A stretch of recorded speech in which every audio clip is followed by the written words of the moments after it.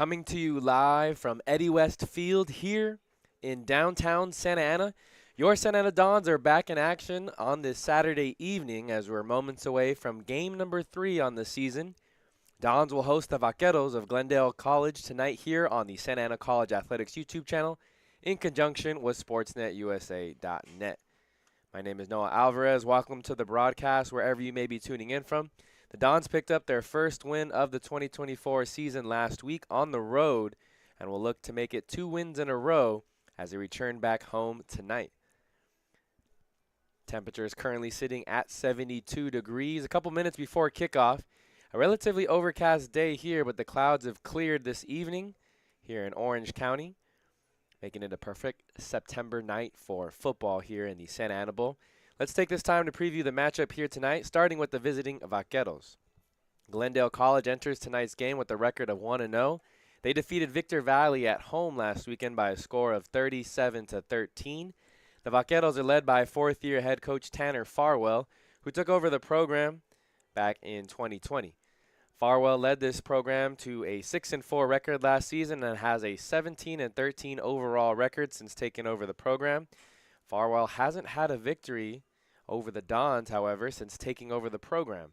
Fun fact, the last time Glendale College defeated Santa Ana College was back in 2018, just over a half decade ago, 6 seasons ago. That was the last time Glendale College defeated Santa Ana College. On the near sideline, it's your Santa Ana Dons who enter with a record of 1-1 on the season. They're going to be wearing their red uniforms with those tricky silver numbers that we're going to have just tons of fun of trying to read from up here in the press box, along with the gray pants. They're led by head coach Jeff Jones, who returns as the head of the program after serving as the team's offensive coordinator the past 6 seasons. He's been a part of the Dons football program since 1996 and will look to lead Santa Ana to another winning season. The Dons had one of their best seasons in program history last year. They finished 9-2.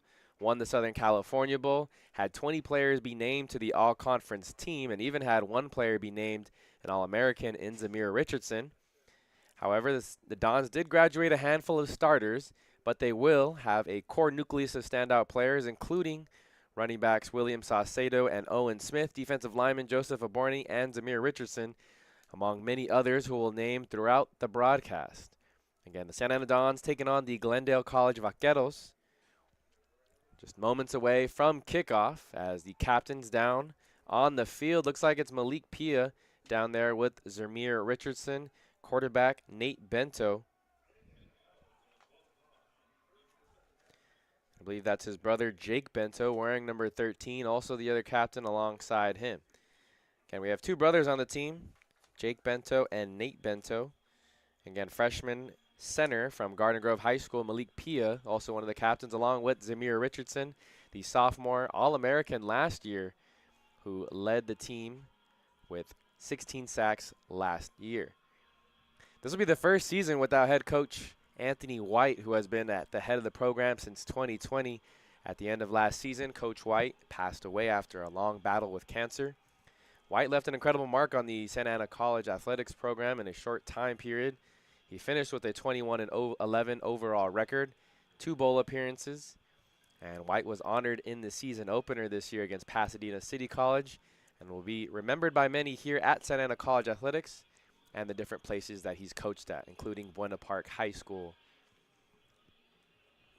Again, Jeff Jones is the head coach of the Santa Ana Dons. They'll be kicking off heading from right to left. The Glendale Vaqueros are led by head coach Tanner Farwell. They'll be receiving, they're in their white uniforms with the gold pants, very similar to USC uniforms if you're familiar with that. Back deep to return is Francisco Alcala, and looks like Braden Ross is also down there. Standing at their own 10, it'll be kicking off for the Dons, Aaron Hotchkiss, the sophomore from Tustin High School.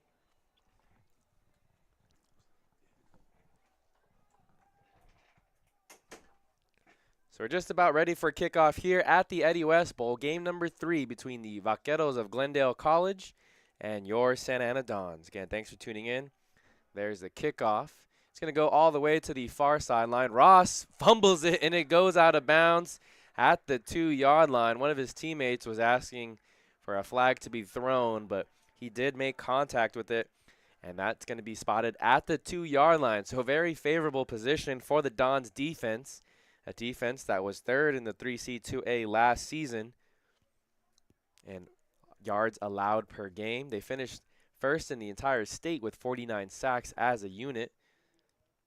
Again, while they did graduate some players like Blaze Iglesias, one of the impact interior defensive linemen, they still return guys like Oscar Serrano, Zamir Richardson, Joseph Aborni, who's out there as a near side defensive end. We'll try to do our best from the angle to give you all the starting defensive linemen and linebackers, as well as the defensive backs starting for the Dons. First play is a pass for Glendale College, complete all the way up the 21-yard line on the far hash. Looks like making the tackle was Zachary Alburo. No, correction, that's Matthew Gill. So first play, and it's a 19-yard gain for the Glendale Vaqueros. Again, starting at the quarterback position is Jackson Askins. True freshman. He's a southpaw, throwing it out to the near side. Good block there by the receiver. Running back breaks loose. He's past the 45 and finally dragged down again by Matthew Gill at the 49-yard line. Good block there by the edge receiver, wearing number 15. That's Jake Weisner. Doesn't get credited a stat, but did a nice job one-on-one with the corner on the block. And once the running back, wearing number 5, Angelo Easter, was able to break contain, a lot of problems there for the Dons defense. Here's a quick pass over to the near side. Finally wrestled down again. First 3 plays have been tackles by Matthew Gill. This time it's caught by Jake Weisner, who we just talked about, who laid that beautiful block a play ago. Vaqueros offense having no problem moving the ball. Again, they're 1-0 on the season. They've only played one game because 2 weekends ago they were scheduled to play at College of the Desert during that heat wave.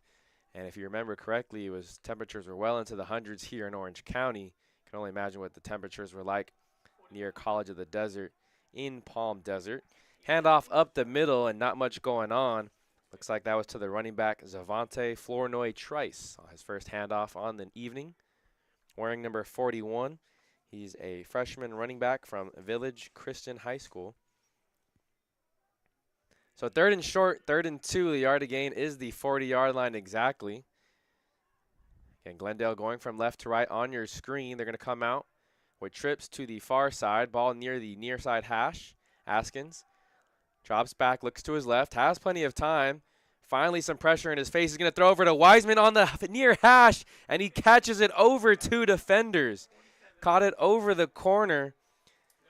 It looked like that was a safety, Jesse Vargas. There is a flag that comes in, placed at the 19-yard line. The corner on that near side, wearing, it looks like number 26. I believe that's Markel Mitchell, who's the corner in coverage, and coming over the top was Jesse Vargas, but somehow Jake Wiseman was still able to make the catch over both of those defenders.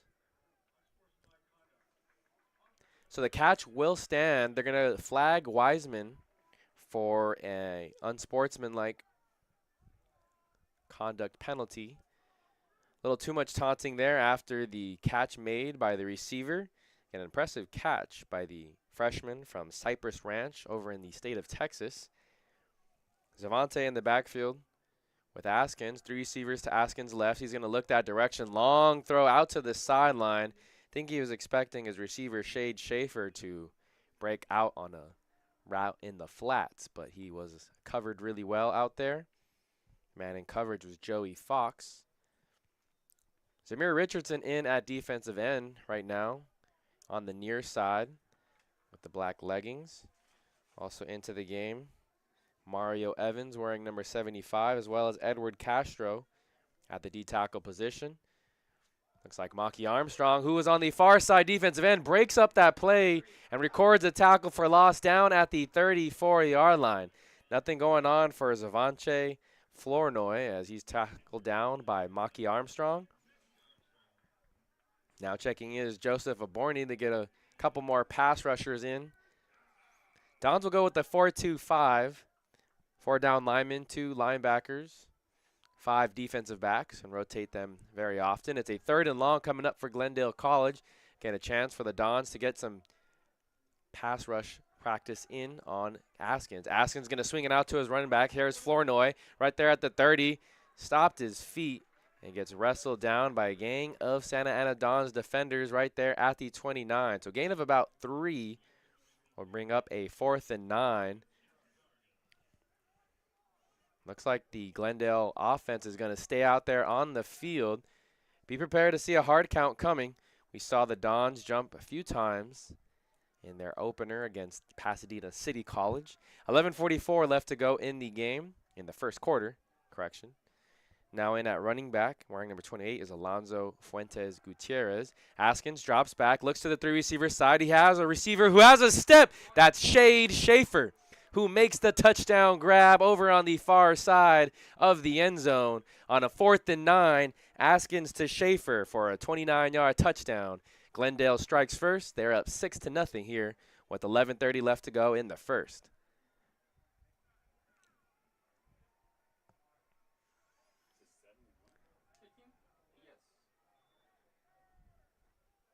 Again, it's a touchdown from the quarterback, Jackson Askins.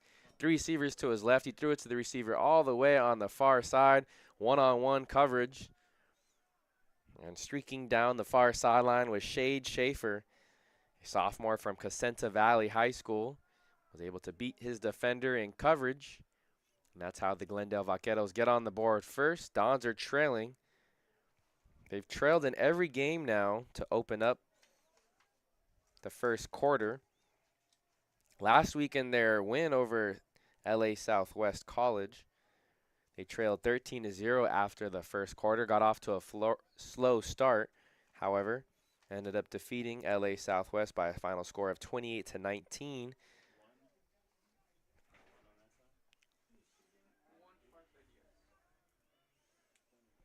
So back deep to return for the Santa Ana Dons is Damian Gomez and Malachi Bay. They're standing at their own 4-yard line.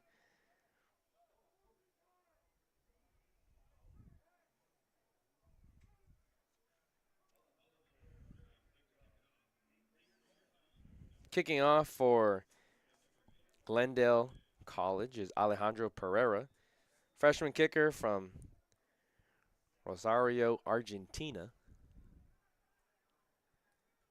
International player coming here to Glendale College. Kicks it off relatively short. Gomez is going to take it at about the 11. He goes up the middle, wiggles his way out of one tackle, but he's going to get stood up at the 25, maybe the 26-yard line, right there in the middle of the field. And that's where we get to see the Dons offense come out first for their first drive of the season here, first drive of the evening here against the Glendale Vaqueros. Again, they're 1-1 on the year. Dropped the first game of the season, 46-28 to Pasadena City, and then won last week on the road over LA Southwest by a score of 28-19. We're getting the first looks of Nate Bento again here tonight. Wearing number 12, he's a true freshman from El Dorado High School over in the city of Placentia. He's going to look right, no one open. Pocket collapses, and he's going to roll out to his left. James Farmer was the intended receiver, had it in his hands at the 32, but as he began to churn up the field, he dropped it. So James Farmer, one of the sophomore receivers that's going to have to step up for this Dons offense. They're going to be without Malachi Pierce, and if you recognize that name, it's because he led the nation with 18 receiving touchdowns last year, has a hamstring injury, and so he'll be out tonight. Expect the Dons to lean more on their running game, but also they have guys like sophomores James Farmer, Amari Hart, J.J. Garcia can also contribute, as well as Keyshawn Johnson. Here's a handoff up the middle to Saucedo. Saucedo rumbles all the way down to the 32-yard line. William Saucedo is a sophomore running back from Yorba Linda High School. He was a part of the 2022 Yorba Linda Mustang team that went undefeated, 14-0, and won the Division IV CIF Southern Section Championship. Again, for the Yorba Linda Mustangs. He's a sophomore now.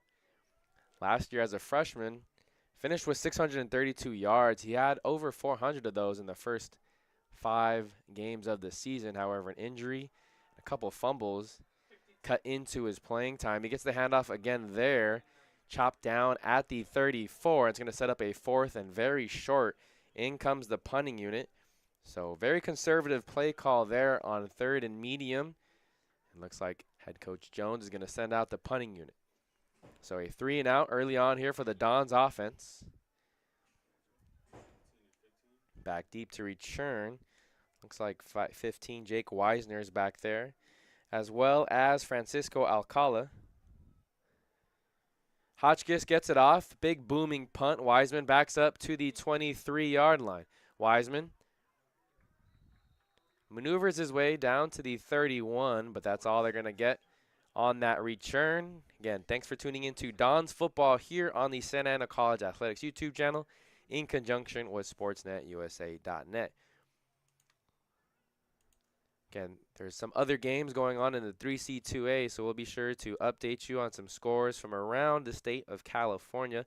Also on SportsNetUSA.net, Fullerton taking on East Los Angeles College. Again, that's over in East LA on Monterey Park on the campus of ELAC. You can tune into that game on SportsNetUSA.net. First play is a screen out to the far side. All over that one is Joey Fox. He'll get credited with the pass breakup there. Corner wearing number 7. He's a defensive back from Las Vegas, Nevada. You see a lot of players from different states coming here to California to get another opportunity to play after high school and continue their collegiate football careers. Jackson Askins with 3 receivers down here to the near sideline. Bars on the far hash. He's going to attack Joey Fox once again. And coming up with the grab there is Jason Sanford Jr. Don't see any flags on the play. Sanford Jr. a little slow to get up. Quick post route on Joey Fox. He had one-on-one coverage. Sanford Jr. kind of stumbling. It looks like one of the referees is going to help him walk off the sideline. He's clearly upset because he's going to have to be taken out.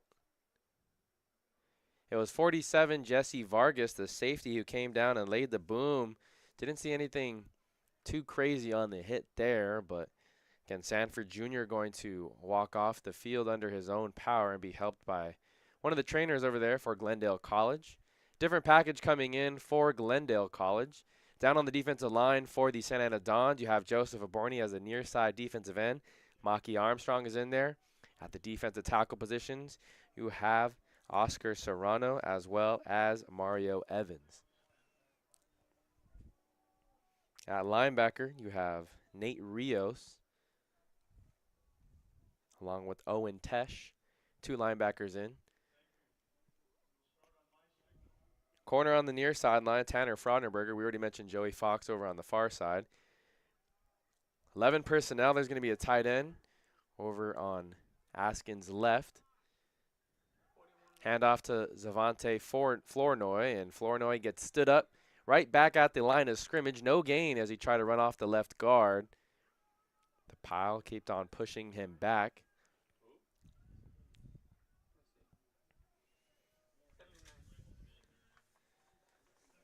We can get you some of the starters for the offensive line for Glendale College. At right tackle, it's Nathan Ruiz.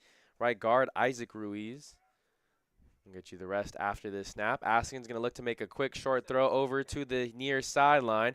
Breaking through a few tackles and getting all the way to the Dons' 48-yard line is Francisco Alcala.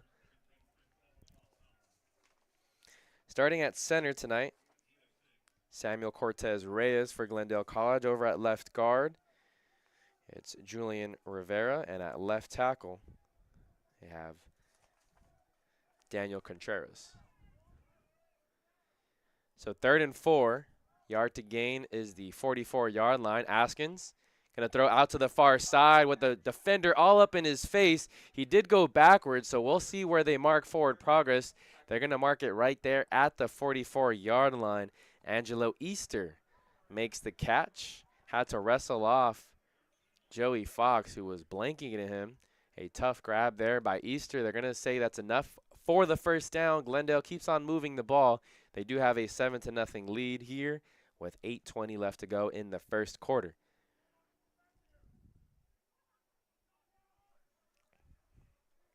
Askins, 3 receivers down there to the right of the formation. Zavante Flournoy, the deep back. Askins with pressure now in his face. The pocket collapses. And that's Joseph Aborni, along with a few other of his friends. Maki Armstrong also in on the sack, along with Mario Evans. Pressure from the edges, pressure from the middle, and nowhere for Jackson Askins to go on that one. Mass substitutions there on the D line. It's going to be Edward Castro, Zamir Richardson, as well as Angel Hinarosa, all checking in at the defensive line position, along with Maki Armstrong. Second and very long, 2nd and 19. Ball's currently on the 45-yard line of Glendale College. Askins with 2 receivers to each side. He's going to look over here to the near sideline, throwing it up for Wiseman. Wiseman had a step, pushed off the defender just a tad, and he made the catch, but out of bounds. Fronenberger was a man in coverage. Fronenberger is one of 13 players on the roster for Santa Ana College from El Dorado High School. Head coach Jeff Jones also went to El Dorado High School, so he knows how to recruit his alma mater very well. Players like Zamir Richardson, the All-American from last year, also from El Dorado, along with the starting quarterback and his brother Jake Bento. 3rd and forever. 3rd and 19 to be exact. Quick pass over to Schaefer here on the near side. He's wrestled out of bounds at the 46. That's the brother we were mentioned just a moment ago, Jake Bento, a defensive back, a sophomore from El Dorado High School, the brother of Nate Bento, who makes the tackle. They're going to rule him out at the 48, but it still won't be enough for a first down, and that'll force the Glendale Vaqueros to punt this ball away. Back deep to punt the ball, standing at his own 34, is Jake Stitch. Malachi Bay standing at his own 10-yard line. Pressure in Stitch's face. It's going to be a short punt.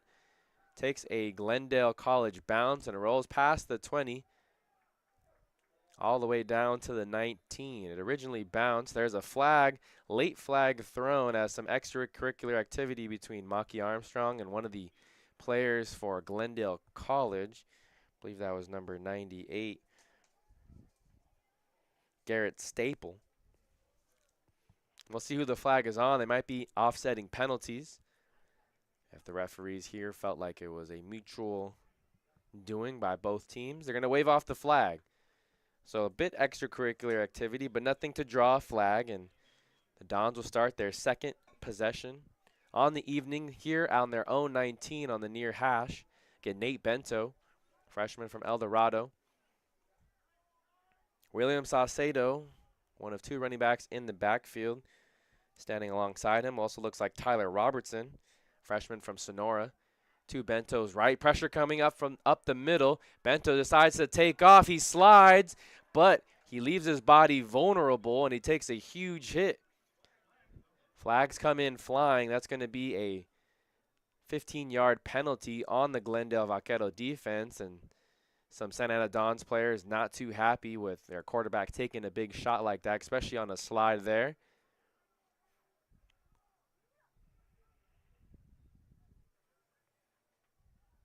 Again, so tough at this level. You want your quarterback to fight for extra yards, and then you also want him to be conservative at times. That time, Bento takes the conservative route.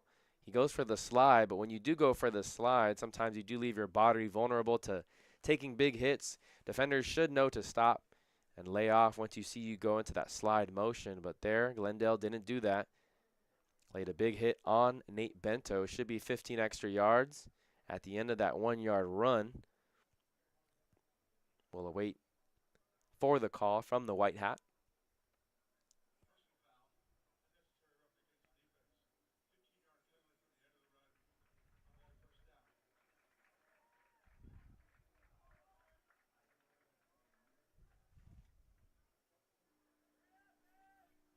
So after the penalty, the ball will be moved to the 34-yard line.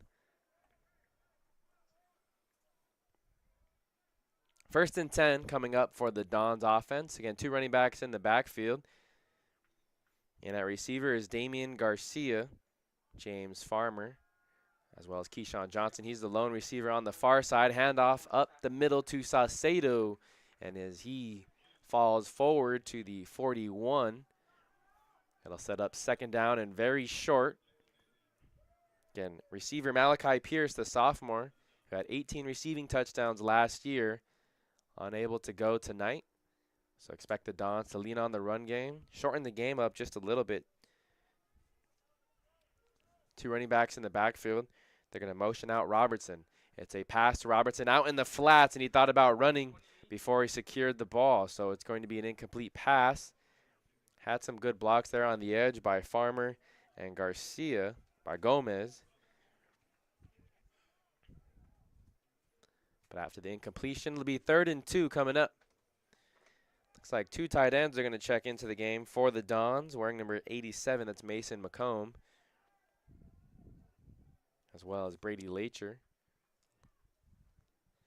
2 receivers that stay in are James Farmer and Keyshawn Johnson. William Saucedo, the deep back. Both tight ends are on the right side of the formation. They're going to run to that side. Saucedo had a defender in his face, made a miss. He did get tripped up, but he does fall past the first down marker, and it'll be moving the chains for the Dons offense.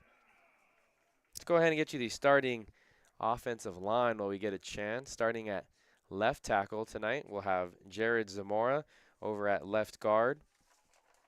Getting the start for the Dons is Isaac Colin Cerrone. At center, Malik Pia. I'll get you the rest of the offensive line after this play. Draw play up the middle, again to Saucedo. Saucedo going to run hard, but right into the arms of Nathaniel De Leon.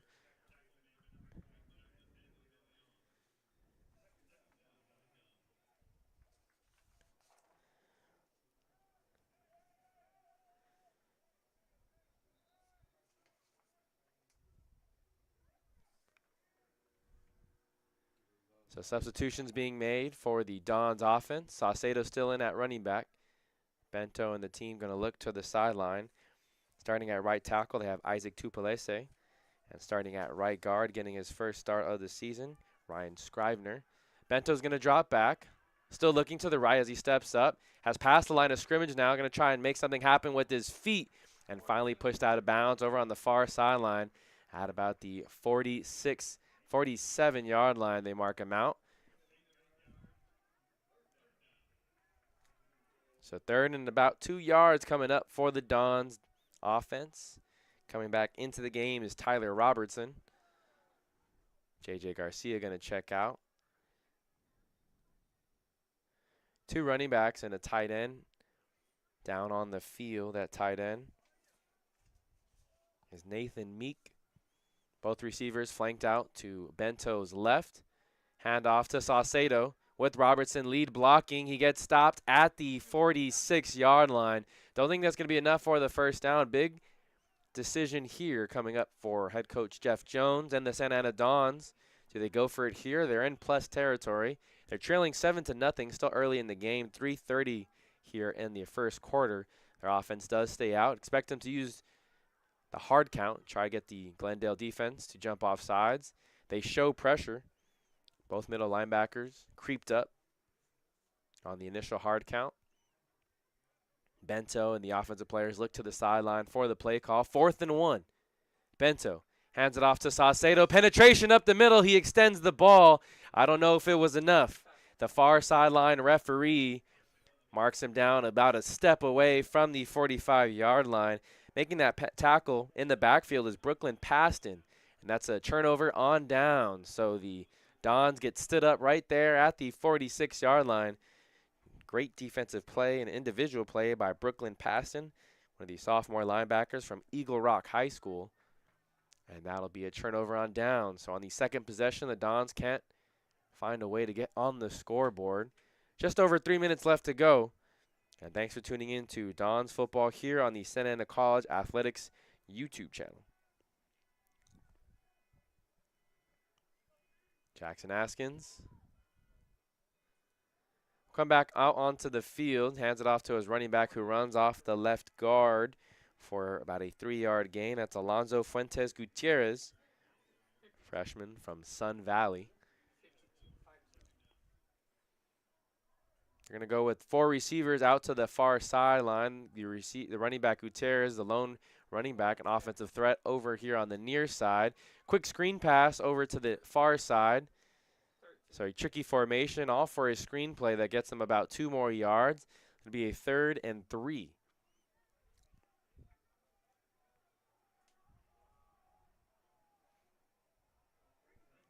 Third and 3, just under 2.5 minutes left to go in the first quarter. Don's hoping to force a 3-and-out here. They're walking up a couple linebackers. Will they bring pressure? Fake toss, and they're going to throw backside on a screen they tried to get going. That was Fronenberger in coverage on the receiver, Jason Sanford Jr. Broken up at the line. I believe that was Maki Armstrong, the far side defensive end, who got a hand up and deflected the pass away. Just a long developing screenplay. They faked the toss over to the right side, and then Askins had to do a complete 180 and try and throw it to the far sideline. Malachi Bay now back deep to return this punt. Stitch standing at his own 37. Boots it. Low line drive that's going to bounce towards the far sideline. Crosses the 20 and hops out of bounds at the 18-yard line. So it does pin the Dons inside the 20 and prevents Malachi Bay from having an opportunity to return this one. And thanks for tuning in to Don's Football here on the Santa Ana College Athletics YouTube channel in conjunction with SportsNetUSA.net. Coming up for the Dons on their schedule, next Saturday they'll travel to Santa Monica to take on the Corsairs. That game will kick off at 1 p.m. And then the following Saturday, on October 5th, they'll take on the LA Valley Monarchs. If you remember last year, the Monarchs and the Dons had a classic game. That was the homecoming game for the Santa Ana Dons last year. It was a 7-3 victory for the Dons. Despite the low score, it was filled with plenty of action. Saucedo gets the ball up the middle. Ooh, and gets met at the 23-yard line. A big hit laid by Daniel Autry.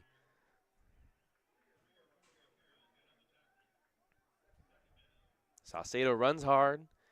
The sophomore running back took a big hit. Surprised he's still in the game. 3 receivers flanked out to Bento's left. Keyshawn Johnson, the lone receiver on the far side. Bento looked over the middle. Now going to try and scramble out to his left. Keeping his eyes down the field. Finds Farmer, but just a hair too high for the sophomore receiver.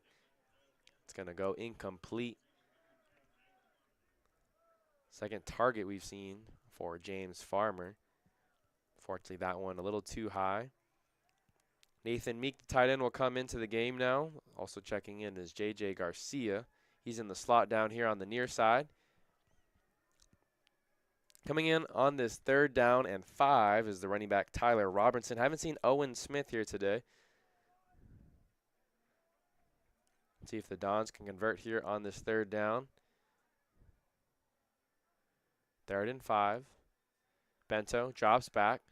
Has pressure coming from around the edge. Bento try to keep the feet moving, but it's going to be a sack.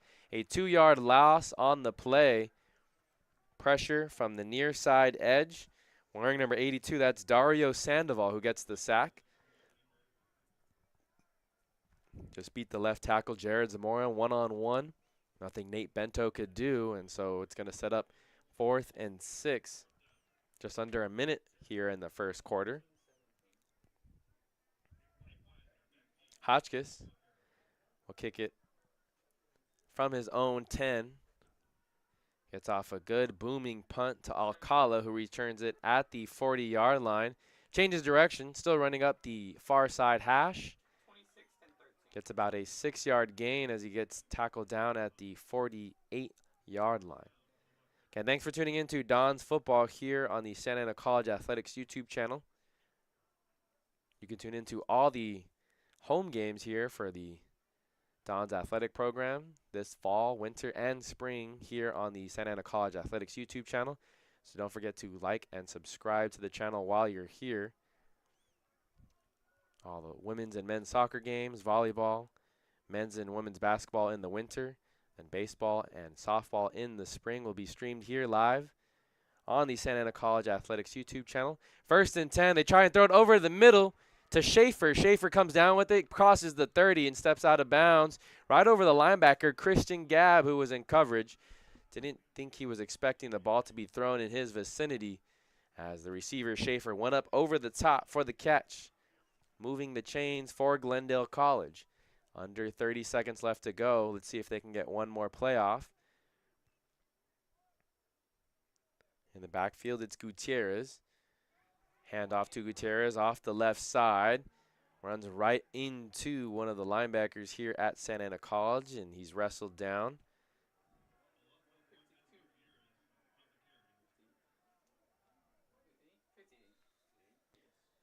Santa Ana's going to make some substitutions, but that's going to be the end of the first quarter.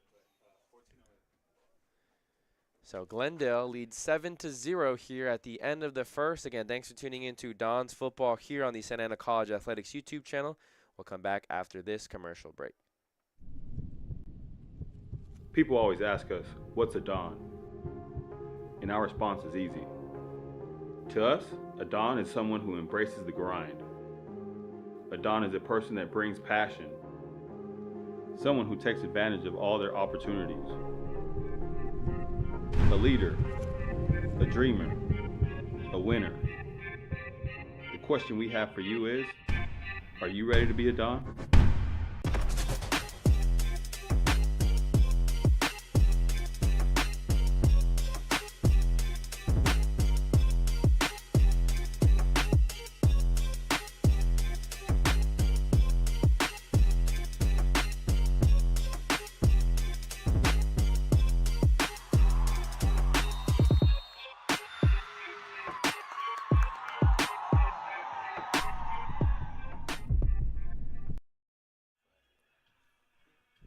Back here on the Santa Ana College Athletics YouTube channel, your Dons are trailing 7-0 here early on to Glendale College. Glendale also nearing the red zone in a position to score again here to begin the second. The Vaqueros have outgained the Dons by 164 yards to 33 just for the Dons offense. And only 33 offensive yards. The Dons failed to get on the board here in the first quarter for the third straight game. It's a short pass out to the flats on the right side. Good second effort there by the receiver, Sanford Jr. That's going to be enough. No, he stepped out of bounds at the 21. So 3rd and 1 coming up.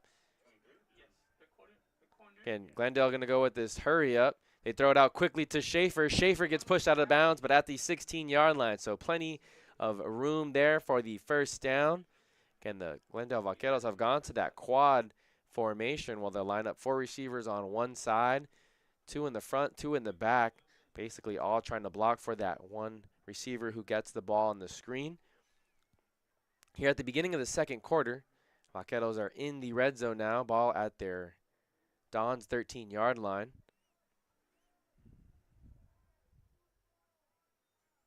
Gutierrez in the backfield with Askins. Askins going to hand it off to Gutierrez. Gutierrez follows his center and right guard and gets all the way down to the 9, we're going to say 8-yard line. So good push there by the right side of the offensive line.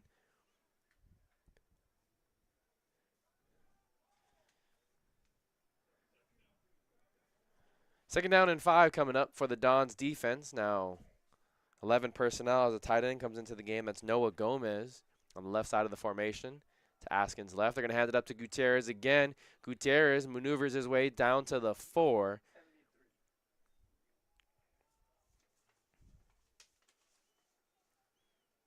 Before Julian Singwamani, the freshman from Magnolia, wrestles him down. 3rd and short coming up.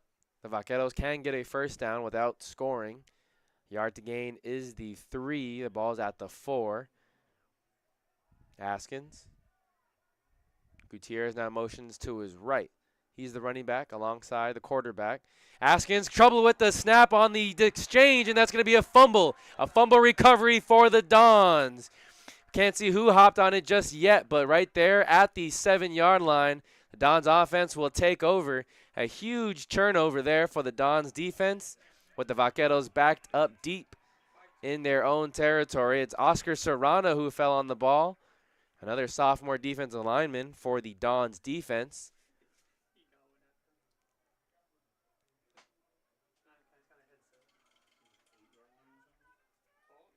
So Askins just wasn't unable to get it in the gut of Alonzo Fuentes Gutierrez. It was a bad snap as Askins had to go down below his knees to grab that one and might have messed up the timing there. It's 1st and 10 for the Dons. 2 tight ends, one to each side of the formation. A zone play to the right side. Saucedo had some room, tried to find a crease, but he only gets 3 yards on the play. Tackled down at the 11. Dons will make a substitution again. J.J. Garcia, as well as Keyshawn Johnson, are going to check into the game.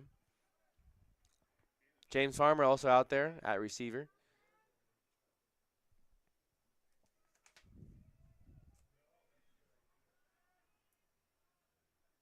Saucedo, the lone running back in the backfield with Nate Bento. He fakes the handoff to him. He's going to swing it out to him over on the far side. Saucedo makes the first 2 defenders miss.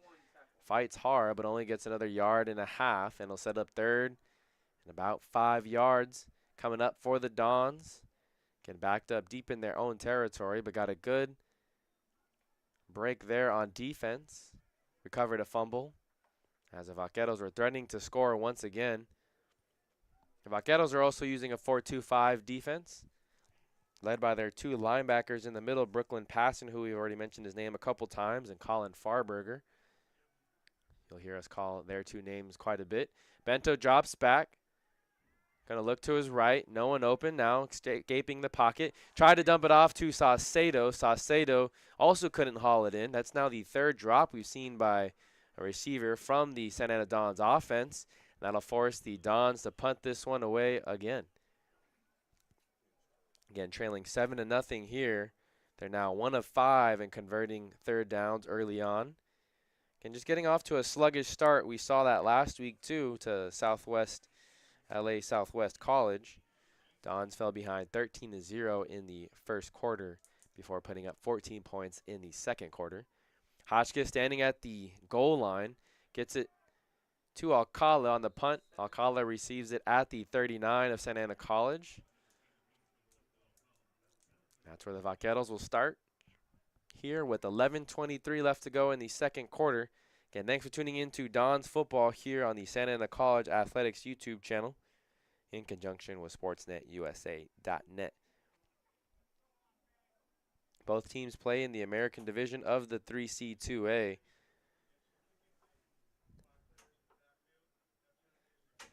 Penalty on the Dons. They had too many players in the backfield, not enough players down on the line of scrimmage there on that punt. It's declined.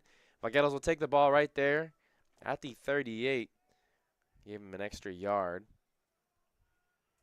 Jackson Askins, along with Zavante Flournoy in the backfield. They're going to chuck it up deep to his receiver over on the far side. Frauenberger does a nice job of walling his receiver out of bounds. That's Sanford Jr. who caught it, but near the yard markers there on the far side. So it's incomplete. 2nd down and 10 coming up for the Vaqueros.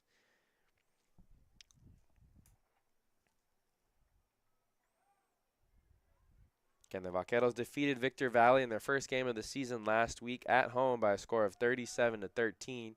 Askins was very efficient, 21 of 28 passing. They're going to hand the ball this time to Flournoy. Flournoy gets tripped up at the 35-yard line. In on the stop was Owen Tesh, the linebacker. Zamir Richardson now going to check in on this 3rd and long. Again, the All-American from a season ago. He's out there with Joseph Aborni, Maki Armstrong, and Edward Castro. They only rush 4. Can throw up to Sanford Jr., and Sanford Jr. can't quite get to it. The safety over the top was Jesse Vargas. Played a hand in that one and breaking that pass up. It'll be 4th and 7 now coming up for the Vaqueros. We'll see what head coach Tanner Farwell wants to do here. The offense is going to stay out. The lone receiver is Jason Sanford Jr. 3 receivers down to the near side of the formation. Dons look like they're going to bring pressure. They jump offside, so a free play for the Dons. Frontenberger in coverage again of Sanford Jr. And because it's an offsides penalty, give the Vaqueros 5 more yards. And it should make it 4th and 2.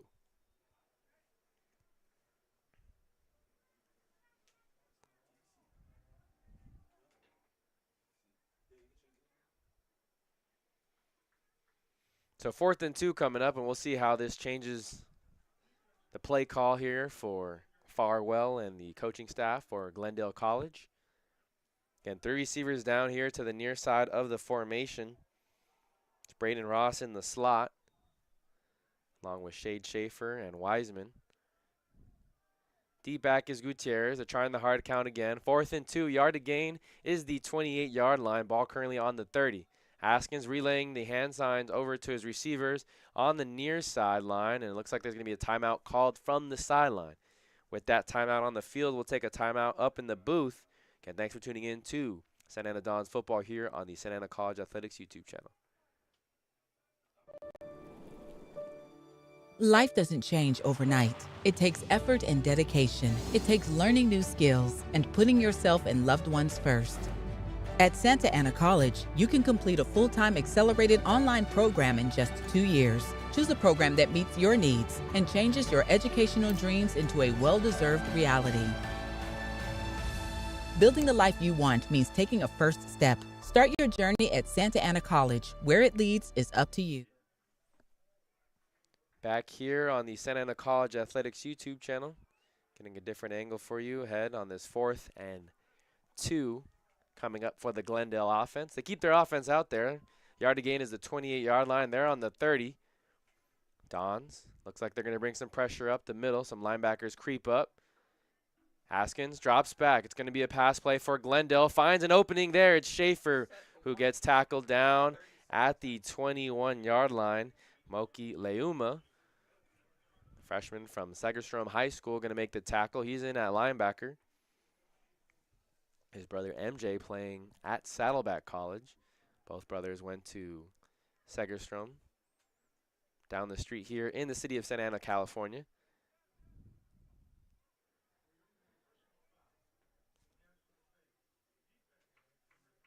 So they're going to call a illegal hands to the face penalty.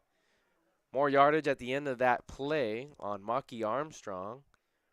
And Don shooting themselves in the foot there. Against Pasadena City College, they were also penalized quite a bit of times in their loss. They had 9 penalties for 60 yards in the loss to Pasadena City in the season opener. They're now backed up deep in their own territory. 1st and 10 coming up for the Glendale offense. They lead 7-0 here with 10 and a half minutes left to go in the second. Gutierrez, the running back. Haskins gives it off to him on the left side, has a little opening, spun down. Was he down? Did he keep his knee down? He said that he was in. Starts celebrating with some of his teammates, but they're going to mark him down at the 1. So the way he was tackled, his knee and elbow never hit the ground, so he stayed on his feet. Looked like he initially got stopped there and wrestled down at the 5, but kind of spun. Kept his feet going. Gets all the way down to the 1. Well, the Vaqueros punch it in. Haskins goes under center. There's a good stand-up there by the Dons defense, and they wrestle him out of the end zone. Never broke the plane. Good penetration there from the edges, but it was the players in the middle. Angel Hinarosa, wearing number 94, lined up right over the center. Didn't allow it to get pushed back. Also Mario Evans in on that play. And those 2 players in the middle. Joseph Abarney came from the edge to wrestle down Haskins and pull him out of the end zone. 2nd down and 1 coming up from the 1-yard line. 2nd down and goal. Haskins still in the shotgun with Gutierrez as the deep back. The receivers out to the right. Going to hand it off to Gutierrez. Gutierrez had a natural cutback lane off the right guard. And the Glendale Vaqueros punch it in for another 6. They go up 13-0 pending the extra point. Dons fall into another 2-score deficit, just as they did a week ago against LA Southwest College. Fell behind 13-0 before they came out victorious by a score of 28-19.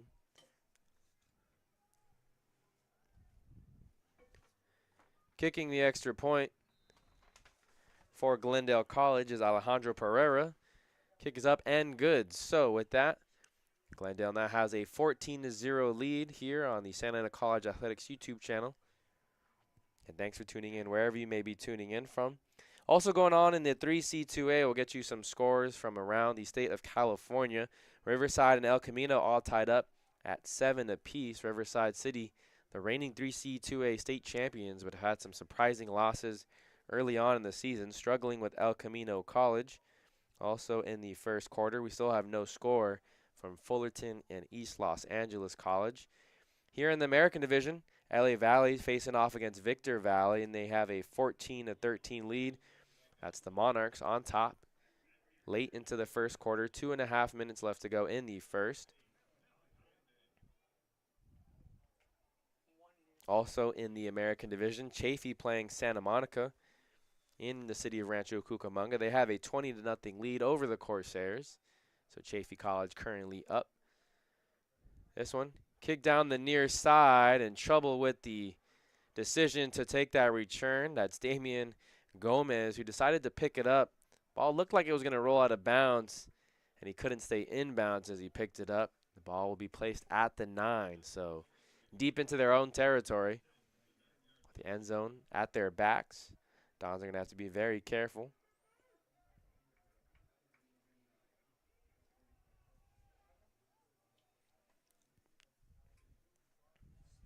Trailing 14-0 here, just under 9 minutes left to go.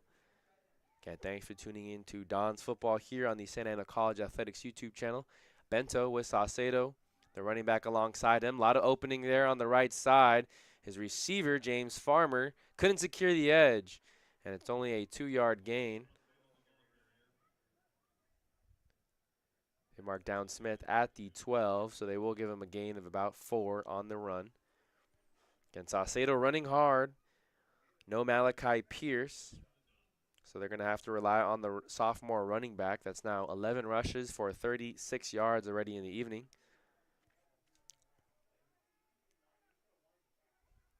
Bento will hand it off against Saucedo. Another cutback lane here on the right side. Falls forward to the 16-yard line. Gain of about 3, and they'll set up third and very short.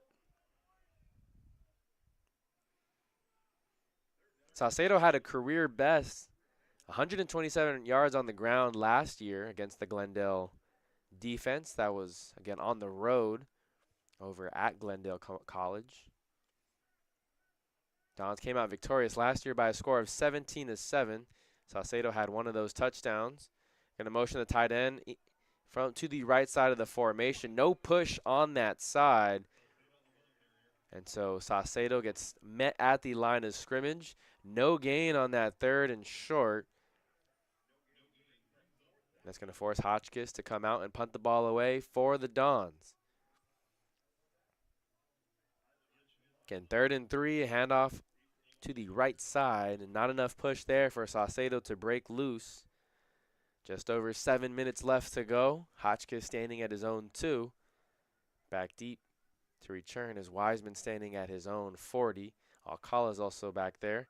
Wiseman's going to take this one out at about the 47. He has some room running near the numbers, and he finally gets tackled down at the Dons 41. So again, they're starting in plus territory. Looks like there's a Dons player coming up injured.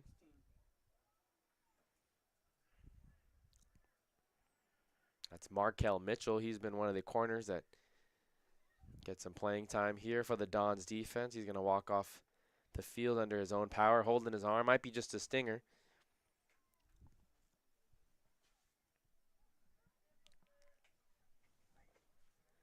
Just under 7 minutes left to go. The referees are talking here. There is a flag down at the 35-yard line. Didn't see what the call might be on. Don's defense was ready to take the field, as is the Glendale College offense. Glendale currently leads 14-0.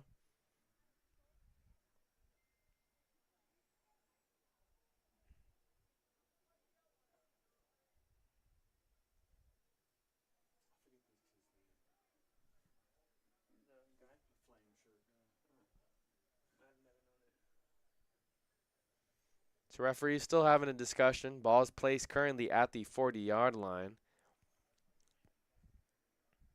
Long discussion between all the referees. They now break their huddle.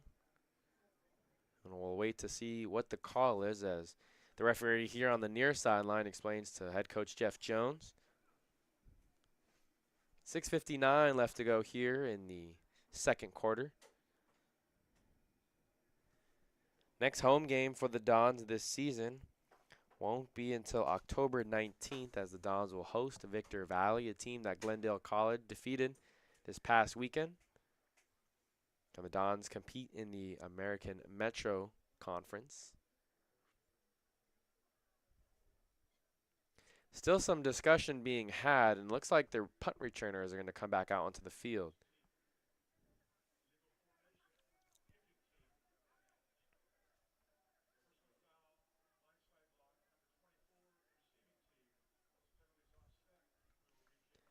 So we have two offsetting penalties. Too many men in the backfield again, so the Dons not lined up properly for the second punt in a row. And then there was a blindside block penalty on the Glendale Vaqueros return team. And so the Dons will have to re-punt the ball away. Ball on their own 16-yard line, 4th and 3. Hotchkiss standing at his own 2. Good snap. Hotchkiss is able to get that one away. Received at the 50. There's some room there for Wiseman. Wiseman able to get through a gang of defenders there. Gets all the way down to the 34. So the decision to repunt plays in favor of Glendale College. And that's Jake Wisner, the returner, wearing number 15. Glendale offense gets to start in plus territory once again. They lead 14-0.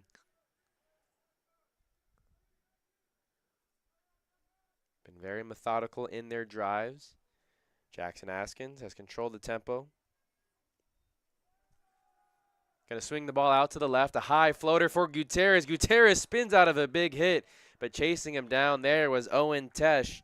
Owen Tesh makes the tackle for loss. About a 3-yard loss on the play as they're backed up all the way now to the 38. Good speed there by the Dons defense you're seeing, hustling from sideline to sideline. Evan Palladay also in on the tackle. It's going to be a jet sweep play to Schaefer. Schaefer on the rush, gets the edge, and he's met by a few Dons players. Moki Luuma on that tackle at the 35-yard line.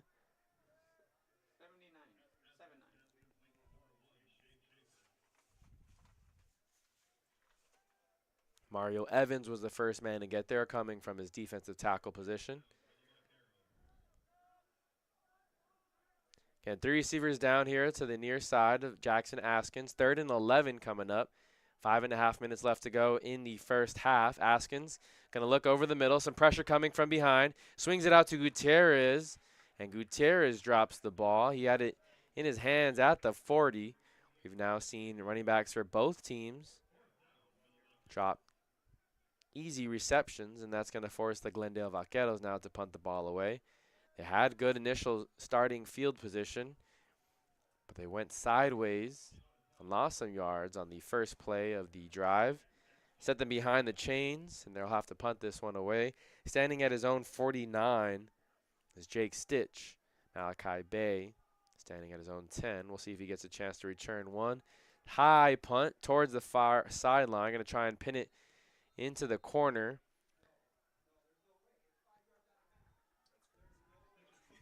They're going to say that's a touchback, as Stitch got the ball and it hit all the way over in the dirt just past the stands over there on the visitor's side. Dons will start the ball at the 20. Favorable spot there for the Santa Ana Dons. Still looking to get on the scoreboard.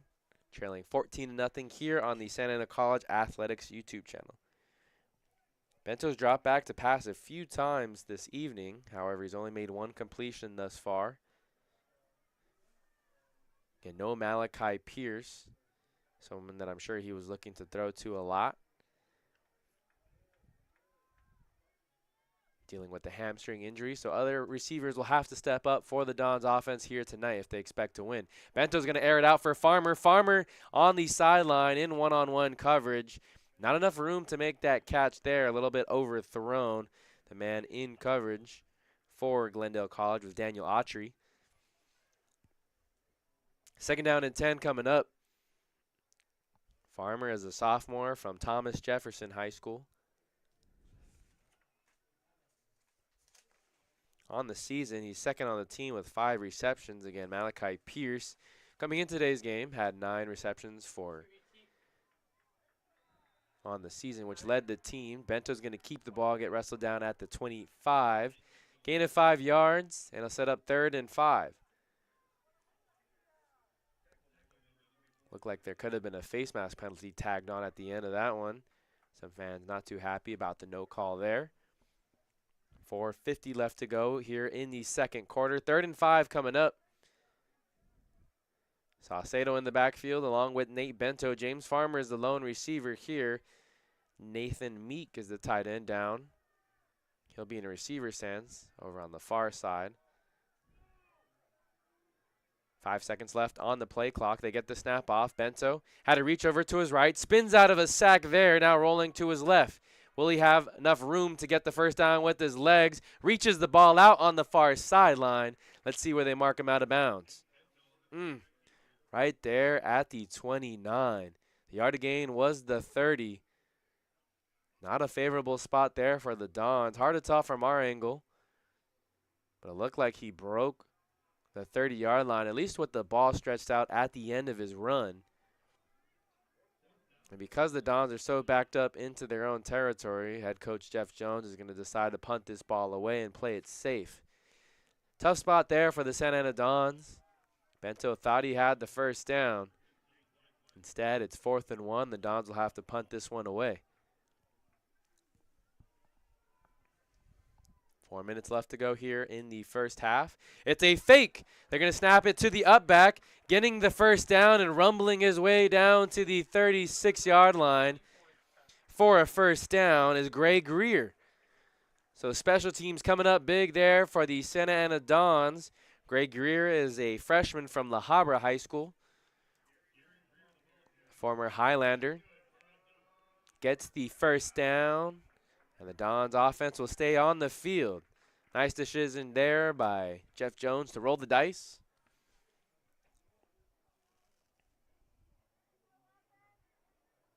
First and 10 coming up for the Dons offense. Ball on the 39. Bento back in the game, having trouble with the snap. It was a low one, and he's wrestled down now at the 26-yard line. So a shift in momentum potentially for the Dons after the 4th down conversion. However, getting to the quarterback there is Sandoval. 2nd sack on the evening for the defensive end.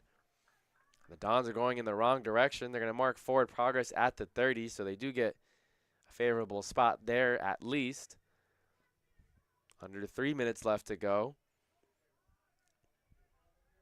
Meek still in at tight end, so 11 personnel for the Dons offense. The tight end down line up here on the near side of the formation. 2 receivers flanked out to the left. They're going to short motion Saucedo out so that Bento can roll out that way. Throw low, but Meek does reach down and grab it at the 37-yard line. There's a flag in the backfield, and it's typically in the vicinity of holding. We'll see what the call is.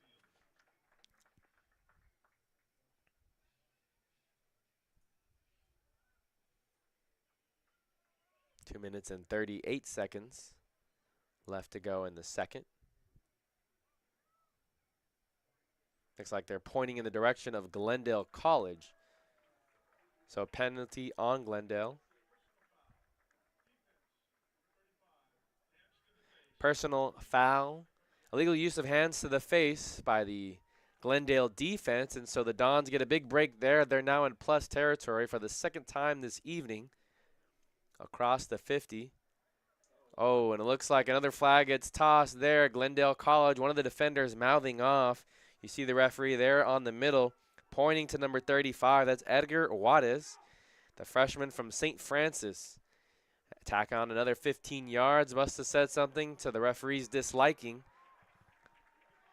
So just like that, a free 30 yards for the Santa Ana Dons. Hopefully that's the spark they need to find the end zone just before the first half comes to an end. Ball's now on the Glendale 32. They're going to stop the clock.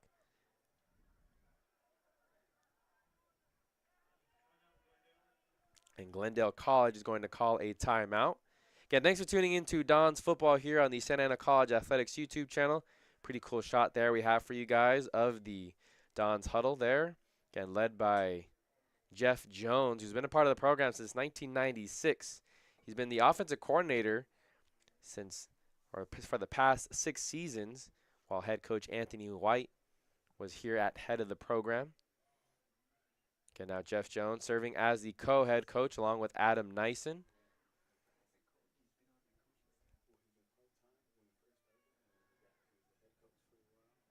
Don's looking to go to 2-1 on the season, enter tonight with a record of 1-1.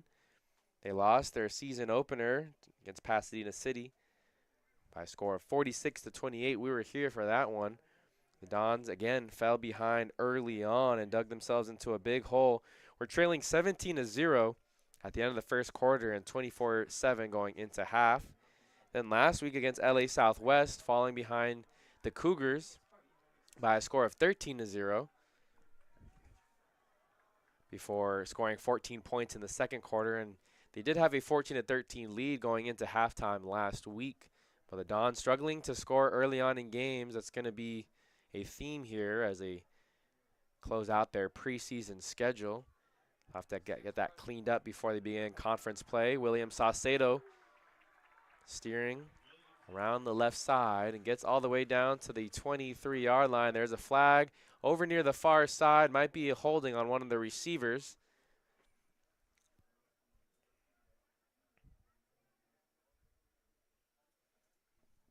.224 left to go in the second quarter.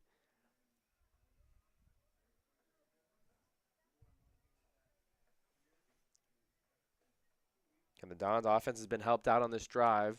2 first downs given via penalties, 30 yards total. Now they're going backwards. There was a holding on one of the offensive linemen, not the receivers. That's Michael Anaya. Michael Anaya in at right tackle now. Didn't start the game, but he started week 1 against Pasadena City College.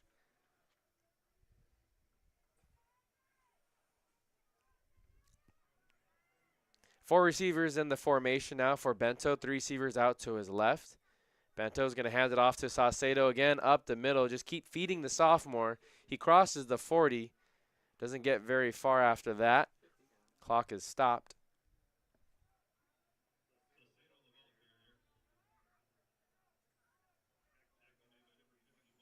I think Glendale College called the timeout. So another timeout down on the field.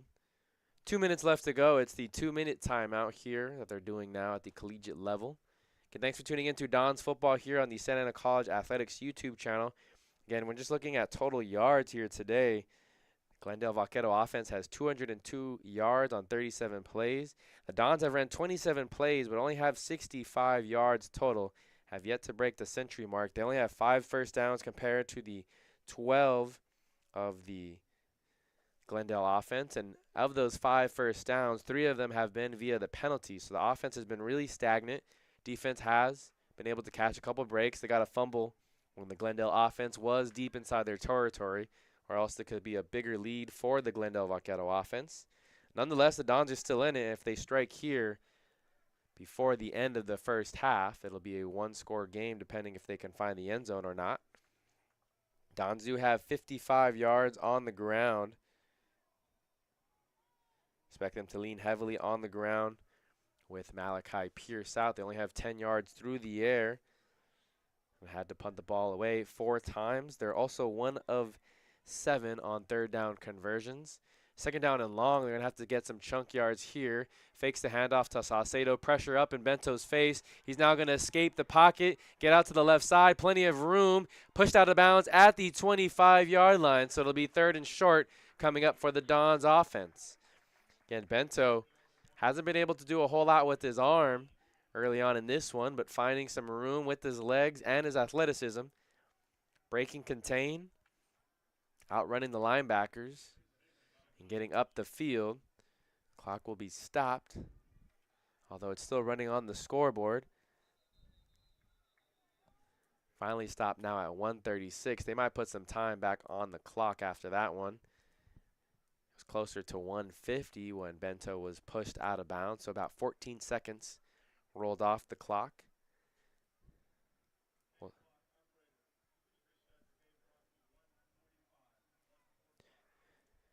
So they're going to put 9 more seconds left on the clock. And it'll be 1:45 now the scoreboard reads. 3rd and 3 coming up for the Dons offense. The ball's on the 25. Yard to gain is the 22. On the left hash, Nathan Meek. That's Mason McComb, the tight end. They're on the right side of the formation in the backfield. High snap. Saucedo does get the exchange cleanly and gets wrestled down right at the 22. Referees say move those chains. It's a first down, the 3rd first down of the evening for the Dons, picked up by the offense. Clock will continue rolling. They still do have all 3 timeouts left. Now the Dons offense taking their time, getting the play from the sideline. Not quite in red zone territory just yet, but they're going to need some chunk plays here to score quickly. Again, all 3 timeouts. Heading from left to right. Bento, no one open down the field. Maneuvering his way, wrestled down at the 18. At the 13, correction. Passes the 15-yard line. They're going to hustle back to the line of scrimmage. Not going to elect to use one of their timeouts here. Farmer as a receiver out in the formation along with J.J. Garcia and Dante Houston. The last 2 over on the far side. 45 seconds left. The clock still ticking. Saucedo moving over to the right side of the formation. Now under 40 seconds. Hand off to Saucedo up the middle. Maneuvering his way, passing the 10-yard line and getting enough for the first down. Losing his helmet on the tackle is Brooklyn Paston. He'll have to come out for a play. 33 seconds now.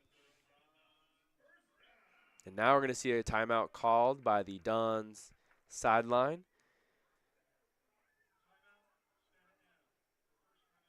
It's the first timeout of the half. They still have 2 more timeouts. The ball is currently on the 8-yard line, so they'll have 33 seconds, 2 timeouts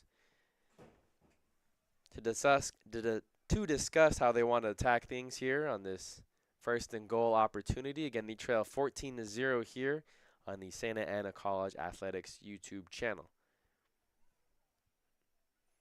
Coming up on the Santa Ana College Athletics YouTube channel, remember you can find all the home games for all these sports here at Santa Ana College. Streamed live here on the YouTube channel. Be sure to like and subscribe. Coming up this upcoming Tuesday, September 24th, the women's soccer team will host LA Harbor. That'll be the only home game of the week for any of the sports. Again, that's this upcoming Tuesday. Women's soccer host LA Harbor at 2 p.m. Football has a couple weeks on the road before they return home on October 19th. So it'll be quite some time before we're back here at Eddie West Field this season. 1st and goal coming up. Dons are looking to punch it in before the first half comes to an end. They still have 2 timeouts left. The Vaqueros only have 1. Big package in, 2 tight ends. It's going to be a counter play off to the right side. Saucedo following his blockers and gets dragged down at the 2. The offensive line rushing now back to the line of scrimmage. Clock keeps moving just above 20 seconds, and now they're going to call a timeout. 22.2 seconds left. That says the scoreboard. And so now they have one timeout remaining as the ball is placed at the 2-yard line. Saucedo doing everything for the Dons offense along with the penalties here on this drive. There's also a big rush and scramble there by Nate Bento earlier in the drive as well. They've now broken the century mark. They have 103 yards on the evening. Still looking to punch it in for their first score. Leading the charge, rushing the ball is William Saucedo on the evening. 16 rushes for 53 yards. Bento not too far behind him. 8 rushes for 30. And he likes to break contain.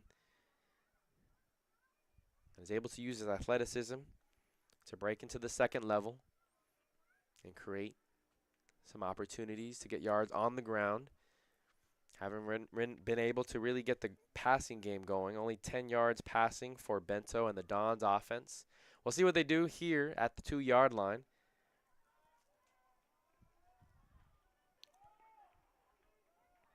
So second down and goal. This is the 13th play of the drive. They've marched 78 yards currently and need 2 more yards to punch it in. A drive that started on their own 20. And now the Glendale sideline will call a timeout. So a little bit of chess being played here between the Glendale coaching staff and the Dons coaching staff.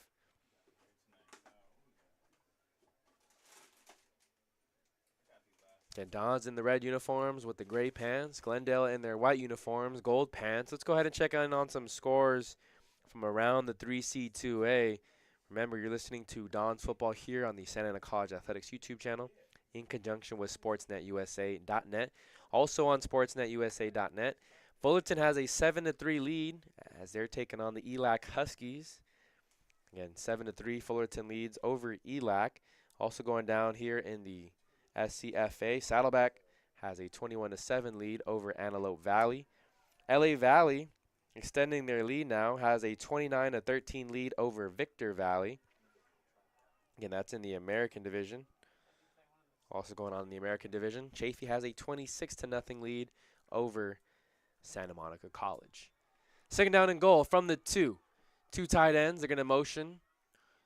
1 tight end back to the right side of the formation. Saucedo lowers the shoulder and finds the end zone for touchdown number 1 on the evening. Santa Ana breaks the scoring drought. They now trail 14-6, barring the extra point. One of the linemen on the right side slow to get up as he limps off the field under his own power. That's going to be the right guard. No, left guard, Isaac Collins Cerrone. We'll see if he decides where he's going to be allowed to continue playing on the next offensive possession. 18 seconds left on the scoreboard. Aaron Hotchkiss will attempt the point after. Jake Bento, the holder. Kick is no good. So the Dons trail by 8 now due to the missed extra point. Hotchkiss was a perfect 8 for 8 entering that kick.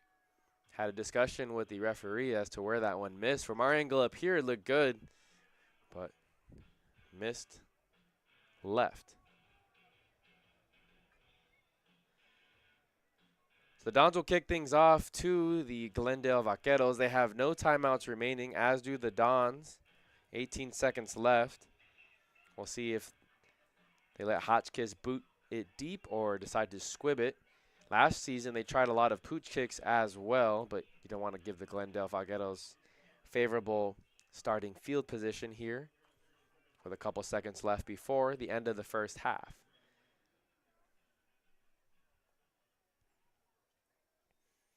Again, back deep to return, Francisco Alcala along with Braden Ross, standing at their own 12. Hotchkiss with the ball lined up at the 35-yard line.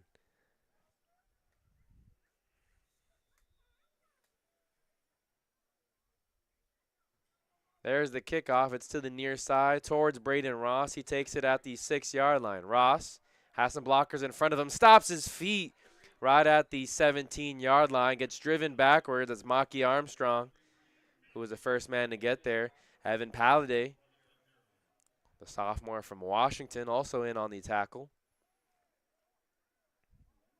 And Evan Palladay, one of the sophomores returning on this defense, a very strong defense last year. And a lot of guys graduated. Guys like Cole Miller, Blaze Iglesias, Deontay Jones. However, still returners like Evan Palladay as well as Markel Mitchell. He's the near side corner. So keep an eye on Joseph Aborni, Zamir Richardson, who are also in at the game at defensive line. Big hole up the right side. Stood up there by Jesse Vargas as he lays the boom. But it's going to be an 11-yard gash there for the Vaqueros ground game. Clock will continue to run. Don't think they're going to try and get another playoff. 3, 2, 1. That's going to be the end of the first half. So after the missed extra point, Dons trail 14-6 here on the Santa Ana College Athletics YouTube channel. We'll come back in about 15 minutes or so with some statistics from the first half. Again, my name is Noah Alvarez. Thanks for tuning in. We'll catch you guys in a bit.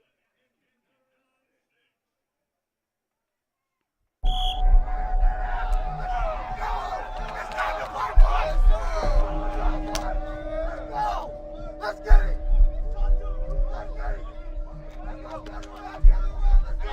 Right here, right now! Get here, let's go! Get here! Get here! Let's go, get it, boy, get it! Let me get 2 big, 2 clubs, and oh! Let me get 2 big, 2 clubs, and ah! 2 big, 2 clubs, and oh!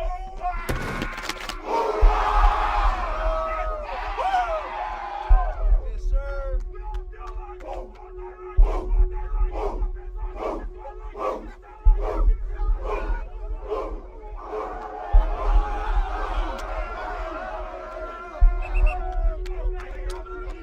Hello, this is Anthony White, head coach of Santa Ana College and the undefeated Metro Conference champions.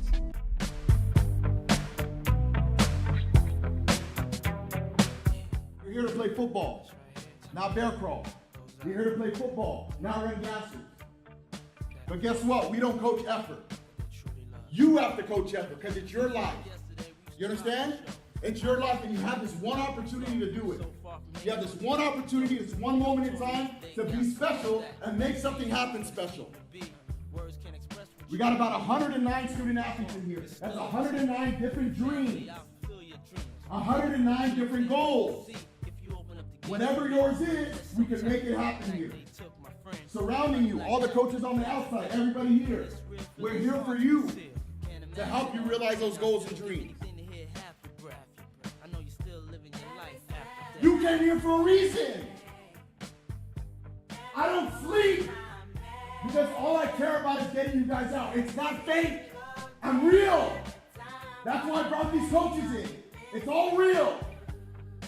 I told you. It's real. You came here to get out. Champions, baby, let's go!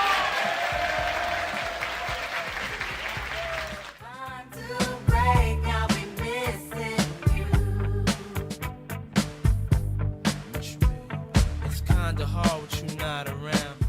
Don't wake up every day living your life thinking about proving somebody wrong that didn't believe in you. Wake up every day trying to prove somebody right. The people that support you and love you, prove them right. Don't worry about the negative things and try to prove them wrong. You guys understand that? You have parents, friends, family members, coaches, teachers, all these people that love you. Prove those people right. Come with us. We're here to prove people right. There's people that believe in us. All throughout the city, all throughout the school, all in this room. Prove us right. Prove that guy next to you right that believes in you. You understand that? Time I pray I'll be missing you. Thinking of the day when you went away. What a life to take, what a bond to break. I'll be missing you. Every step I take, every move I make.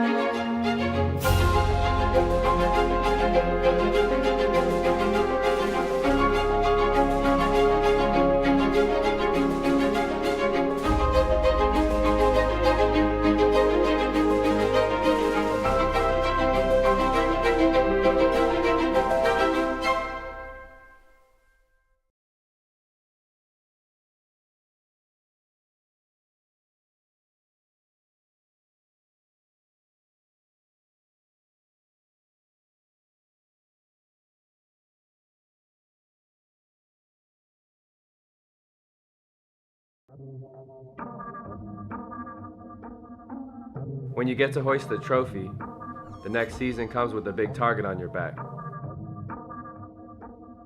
There isn't a man in that dugout who isn't clear on the objective. A coach who knows what it takes, sophomores who are hungry for an encore, and freshmen who want to cement their name in history.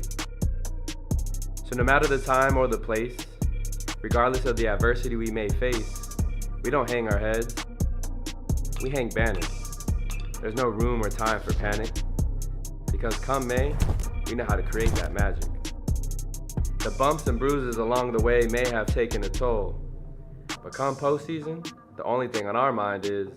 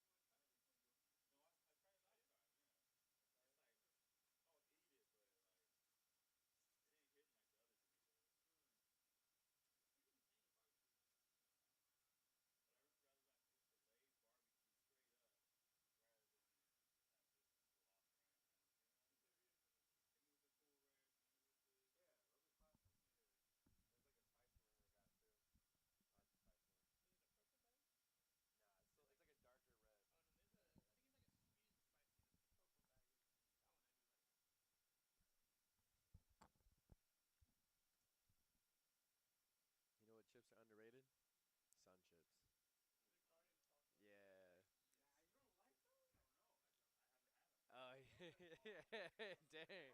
He got all the defensive, though. He was like, hey.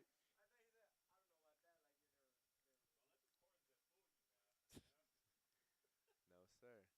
Is he taking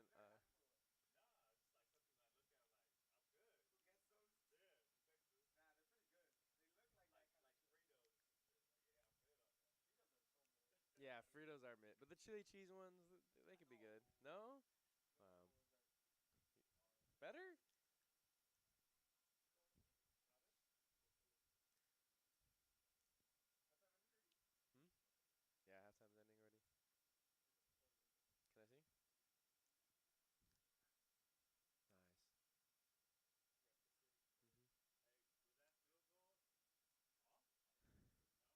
Nice. If from our angle, look good.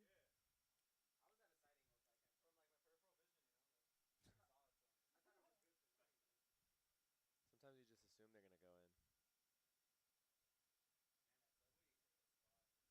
Hey, we were just saying that when you're hungry, like Subway hits the spot. Oh, I know.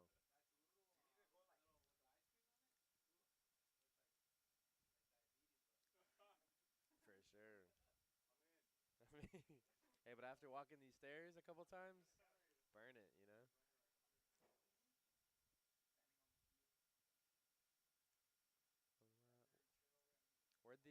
Where'd the basketball player go? Okay.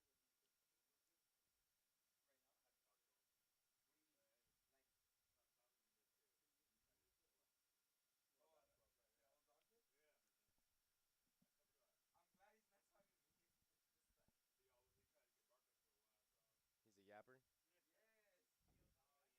Yeah.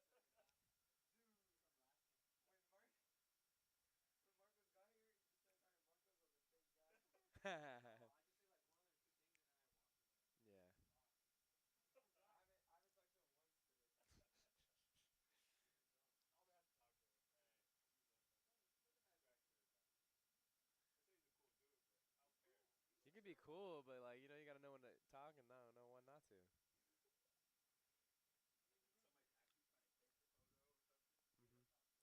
Yeah.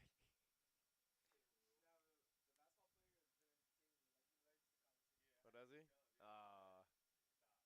He's like, this is the most interesting guy I ever met. Yeah, who don't give a shit?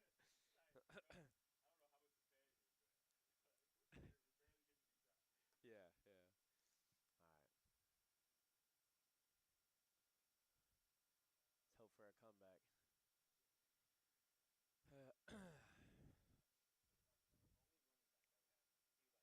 Yeah.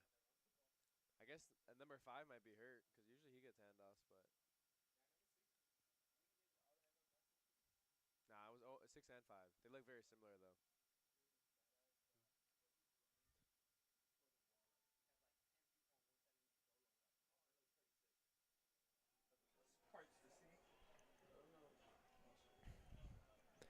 Back here at Eddie West Field for the second half of action, your Dons trail 14-6 to the Glendale College Vaqueros.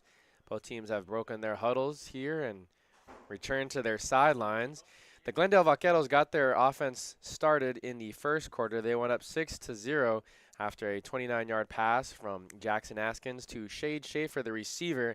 It was 4th and 9 on that play, and they just decided to send a vertical route, threw it to their deep outside receiver, and he hauled it in for a touchdown, made it a 7-0 game.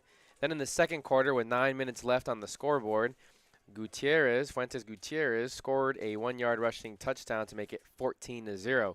Then, with just under 30 seconds left to go in the first half, the Dons were able to punch it in on a 2-yard William Saucedo rushing touchdown.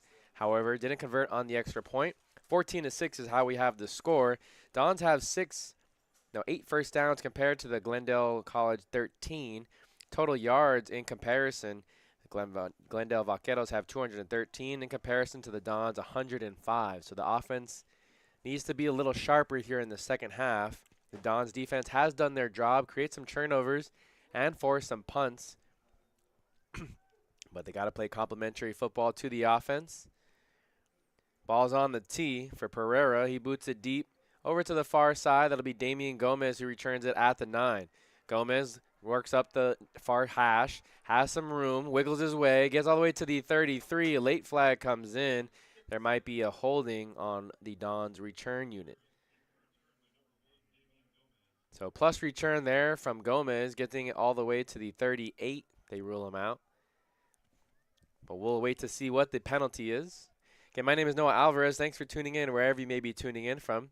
A couple upsets earlier today. San Diego Mesa now defeated Golden West College to advance to 3-0. Golden West defeated Riverside City last weekend in a big upset, 37-36. But Golden West takes their first loss of the season here in the 3C2A. In the American Division, West LA defeated LA Pierce by a score of 34-20. Some other games that went final here in Southern California. Mount SAC defeated Allen Hancock by a score of 41-19. And then College of the Canyons advances to 2-1 after defeating Palomar College by a score of 26-7. Okay, my name is Noah Alvarez. Thanks for tuning in. Second half of action, Bento's going to hand it off to Saucedo, and no room there to work with. Penetration right up the middle by Michael Ballion.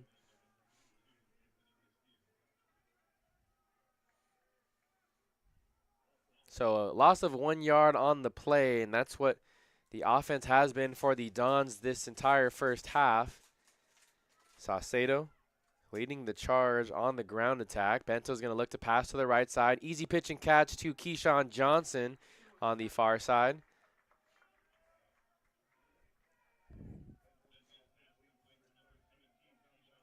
Saucedo has 54 rushing yards on 18 carries.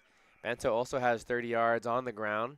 First down of the second half. We'll see what the Dons can do here on this drive. And they go 12 personnel. Nathan Meek and Mason McComb, the two tight ends, in on the formation. One to each side. They hand it off to Saucedo. Saucedo cuts it back over to the right side. Very minimal gain there. The holes haven't been as big early on here in the second half for the Dons and the ground attack. Saucedo's going to come out for a couple plays, it looks like. No Owen Smith we've seen here today. He might be out due to an injury. The Dons are without Malachi Pierce, the sophomore standout receiver from Edison that recorded 18 receiving touchdowns just a season ago. So down a few key offensive weapons. Someone else will have to step up. It's 2nd down and 7. Bento relays the message to Tyler Robertson now, who's the running back in left side of the formation. They're going to roll him out to his left. Dons like to do that, but no edge created there on the blocking situation. Might have been some miscommunication there between the offensive line. Looked like they were rolling out to the right as Bento was trying to go to the left. So he throws it away. 13-10 left on the scoreboard here in quarter number 3.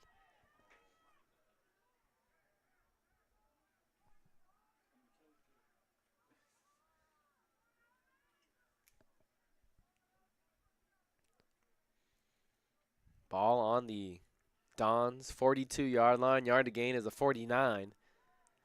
Bento's out there with the Saucedo as the running back behind him.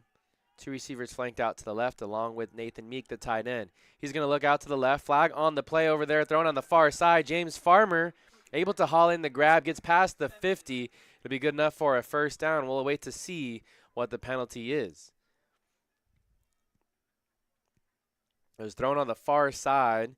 It's down at the 44-yard line.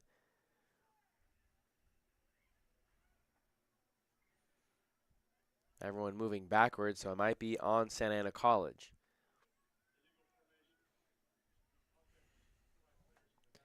So illegal formation, too many players in on the backfield, not enough players down on the line of scrimmage. Of the 11, you need 7, 5 linemen and then 2 receivers.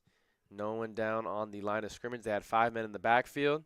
So loss of 5 yards sets up a 3rd and 12. That was huge because they did get the yards they need to convert on that 3rd and 7. Looks like they're going to go back to that 2 tight end formation. Mason McComb checks in. J.J. Garcia and James Farmer, the 2 receivers down here to the near side. They're going to throw out to this near side. That is Keyshawn Johnson who makes the catch. Wrestled down at the Glendale 45, and a late flag being thrown there. Might be some extracurricular activity between the Glendale defensive back that was in coverage, Daniel Autry.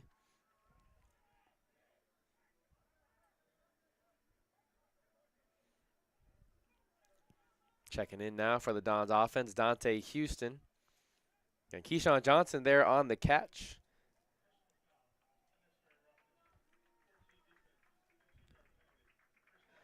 So another costly penalty there. The Dons had 4 penalties in the first half, or 4 first downs based off penalties by the Glendale defense. There again, 15 more yards after a penalty on the defensive back in coverage, Daniel Autry, at the end of the play. So the ball now is placed at the 30-yard line of Glendale College. Bento will hope to punch it in for the Dons here to begin the second half. Saucedo motions out. They're going to chuck it deep for Houston. Houston in the corner of the end zone. Can't locate the ball. As again, it was the same man in coverage, Daniel Autry. The corner over there on the far side. They'll set up second down and 10. And Bento's only thrown the ball 11 times on the evening, now 4 of 11. 2 of those receptions have been via Keyshawn Johnson. Struggling to get the passing game going today. Again, without their top target, Malachi Pierce. 12:23 left to go here in the third quarter. Dons trail by 8. It's a quarterback counter. Bento keeps it after faking it to Saucedo. Some room over there on the right side of the offensive line. He gets all the way to the 26-yard line. It'll set up 3rd and 5. So some old school power run game there with the quarterback. That's one thing that the offense can do here this year in comparison to last year with the likes of Dallin Eggman and Beck Moss. When you have a running quarterback, a dual threat, you can also design run plays for him, and he ends as a second running back in the backfield. Again, 2 tight ends down in the formation. Going to look up the middle to his tight end, Meek. Meek makes the catch and is brought down at the 6. Right up the seam there on the far hash. Big conversion there on 3rd down. And the Dons will have 1st and goal from the 6-yard line. Another tight end will come in the game. I believe that's going to be the brother of Mason McComb, Bryson McComb. 2 tight ends from El Dorado High School. 3 tight ends total along with Nathan Meek. Saucedo, the deep back. James Farmer, the lone receiver, standing by the numbers here on the near side. They're going to motion Mason McComb. It's a fake. Play action. Bento can't escape the pass rush. Another sack there by the Glendale College defense. And it's another familiar name. We've called his name 2 times before. Dario Sandoval now gets his 3rd sack on the evening. He's been wreaking havoc there. He's wearing number 82, which is usually a receiver or a tight end number, but playing lights out there at the defensive end possession for the Vaqueros defense. Sets up second down and goal. Ball at the 10-yard line now here on the near hash. They're going to put Keyshawn Johnson back into the game.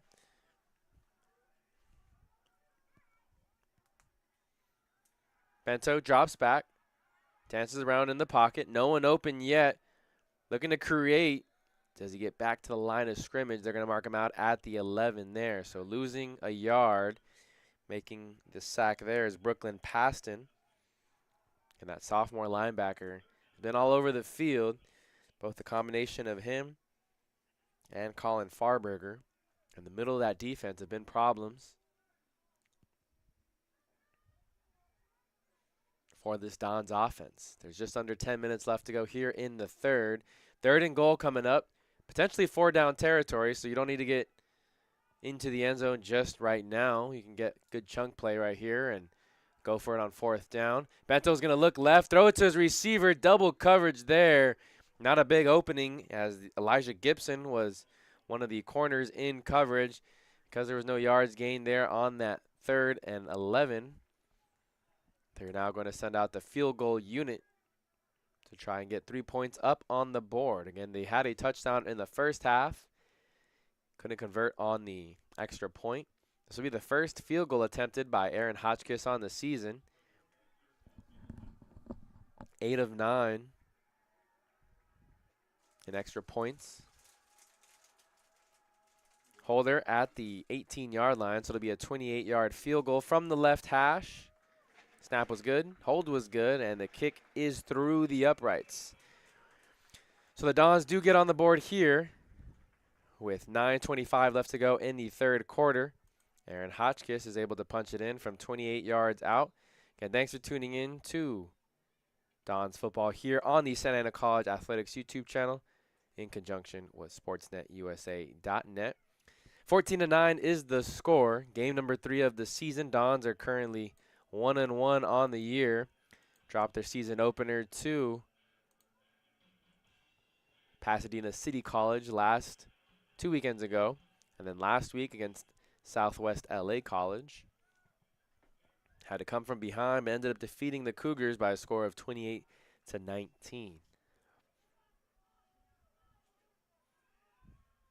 Hotchkiss will kick things off now for the Santa Ana Dons. Same 2 returners back deep for the Glendale Vaqueros. Braden Ross along with Francisco Alcala standing at their own 10-yard line. Dons get on the board first here in the second half, still trailing by 5. 14-9 is the score. Ross will take it at his own 8-yard line, working up the far hash. Penalty comes in late, so it could be yards in favor of the Dons defense. As we'll wait to see what the call is. And Brady Ross on the return gets it to the 21, but there is a penalty flag on the play.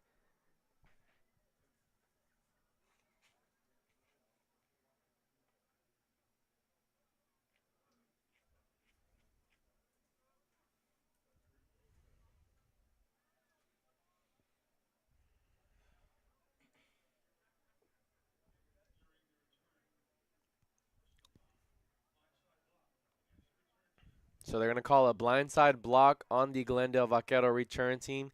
Back the ball up all the way to the 10-yard line.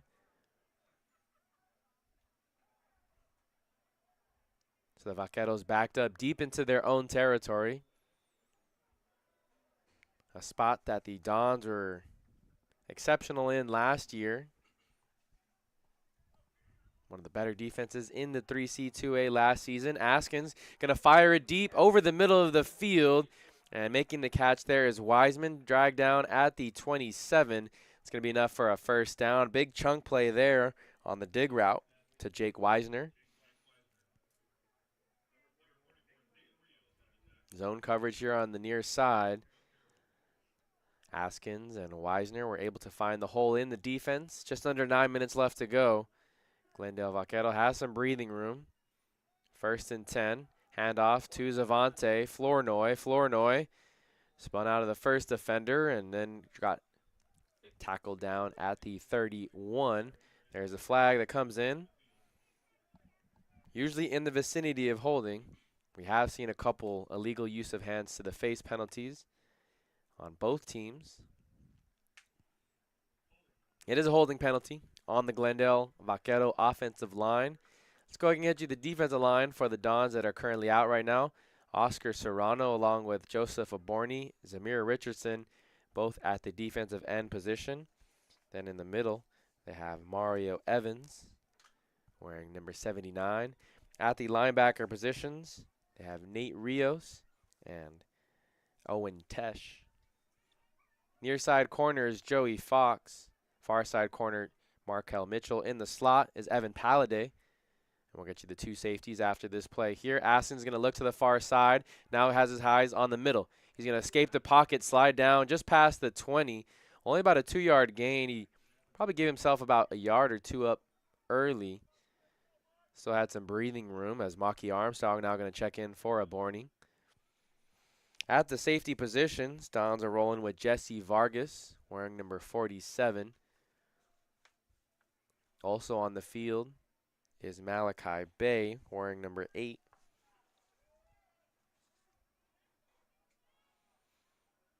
Second down and long Dons are going to bring pressure. It's a short pass over here to the near side. Making the catch and being tackled down at the 28 is Shade Schaefer. Shade Schaefer leads the Vaqueros with receptions on the evening. He now has 8 receptions for 83 yards on the evening. Also has that touchdown that came in the first half. That gave the Vaqueros a 7-0 lead. 3rd and 10 here. Hit as he throws, and an inaccurate throw as it's intended for Sanford Jr. A couple guys applying the pressure there. Looked like it was big number 73, that freshman from Magnolia, Julian Singwamani, forcing the pressure. Askins had to get rid of it quicker than he wanted to. Just off target between Sanford Jr. Askins is now 19 of 28 on the evening. Only his 9th incompletion. Pressure up in the face. But the punt does get away, and it'll roll all the way down to the 41 of Malachi Bay. No return there, and that's where the Dons will take over here on their 2nd possession of the 2nd half. Again, thanks for tuning in to Dons Football here. We'll be right back after this quick commercial. Life doesn't change overnight. It takes effort and dedication. It takes learning new skills and putting yourself and loved ones first. At Santa Ana College, you can complete a full-time accelerated online program in just 2 years. Choose a program that meets your needs and changes your educational dreams into a well-deserved reality. 14-9 is the score. 7:12 left in the 3rd quarter. Dons will have the ball now. 1st and 10 at their own 40. Hand off to Saucedo, who tried to bounce it outside, but setting the edge there on the Vaqueros defense is defensive end, Angel Tehutli. First time we're calling Tehutli's name. The Vaqueros will rotate between a 3-4 front. Sometimes we'll also go to that 4-2-5. Tehutli plays the outside linebacker when they're down in this 3-4 look. 2nd down and 12 now coming up after the loss of 2 on the run to Saucedo. He stays in the game at running back. Mason McComb is in the backfield, one of the tight ends. Nathan Meekin on the slot over there on the far side. They're going to look to the near side here. Long throw to James Farmer. Farmer steps out of bounds at the 47. So 3rd and manageable coming up for the Dons offense. The corner, Daniel Autry, was off in coverage and zone coverage. Now switching to this side onto James Farmer is Elijah Gibson. Over on the far side, the receiver by himself is Keyshawn Johnson. He gets joined now by J.J. Garcia, receiver from Santa Ana High School. Nathan Meek stays in at tight end. He's on the right side of the formation. 3rd and 3 coming up. 6:05 left to go in the 3rd quarter. They're going to short motion William Saucedo. It's another rollout play for the Dons. They're going to throw it. Lots of space there for Keyshawn. Keyshawn gets wrapped up. No, he broke through the first defender. Fought for a couple more yards before stepping out of bounds at the 37. But so much room over there on that far sideline. An easy pitch and throw for Nate Bento. Starting to develop into a rhythm. At the beginning of the 2nd half, had only completed 2 passes in the first half. Now just completed his 7th pass on the evening, 7 of 15 for 85 yards. The freshman from El Dorado. Moving the ball here on this drive for the Santa Ana Dons. Saucedo waiting patiently for a hole to open up. Squirts ahead for about a 3-yard gain to the 35-yard line. They're going to give him 2 yards on the carry. 2nd down and 8 coming up. And Dons in the red uniforms, gray pants, heading from right to left on your screen. Glendale College in the yellow pants and the white uniforms, red helmets.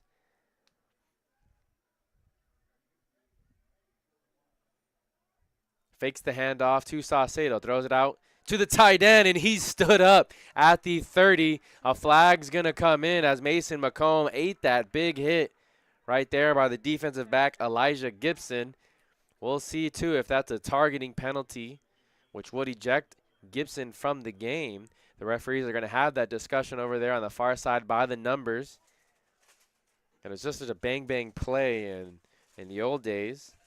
That'd be a clean, big hit. But they are trying to eliminate those type of hits, especially on the defenseless receivers. McComb was looking at the ball as he turned his head. That's when Gibson laid down the boom.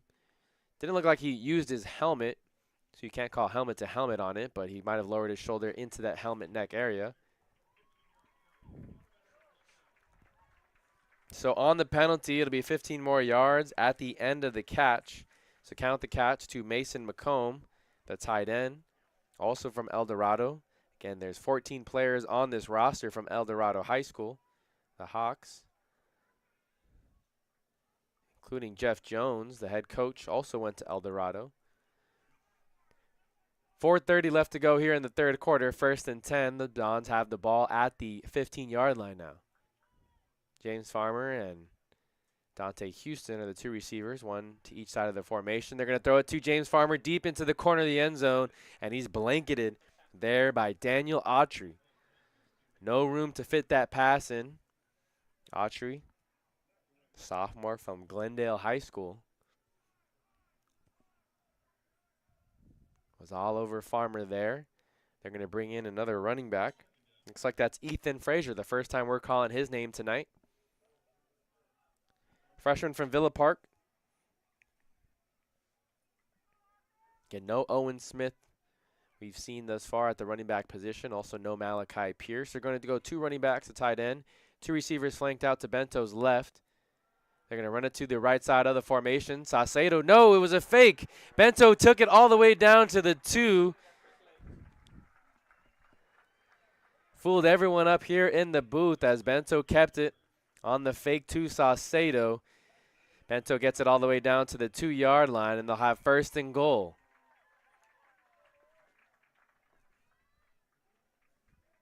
Again, such a weapon to have for the Dons coaching staff when designing up plays.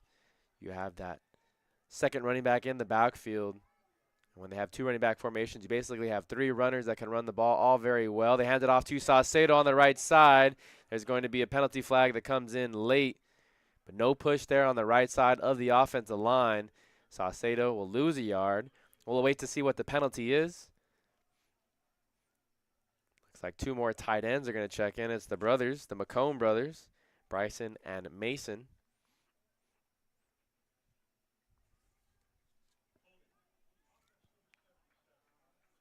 So they're going to get a holding penalty on one of the offensive linemen, Isaac Tupalese.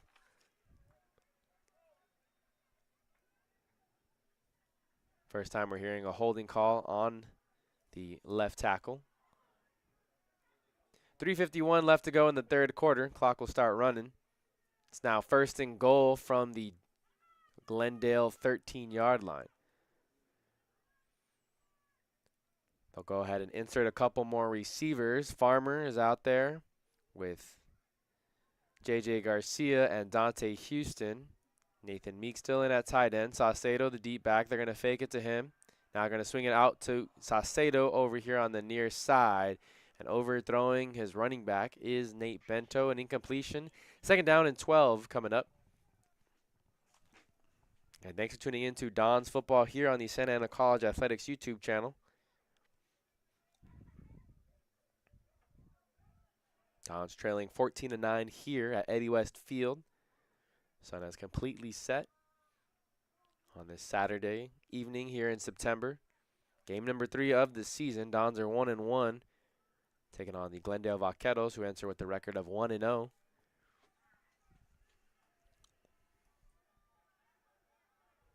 Bento with 3 receivers over here to the left side of the formation. Throw it out short to his receiver, Gomez. Gomez falls at the 5-yard line, but there might be another holding penalty there. Some flags fly in quickly. One at the 10, another at the 5-yard line. So we'll await to see what the calls are.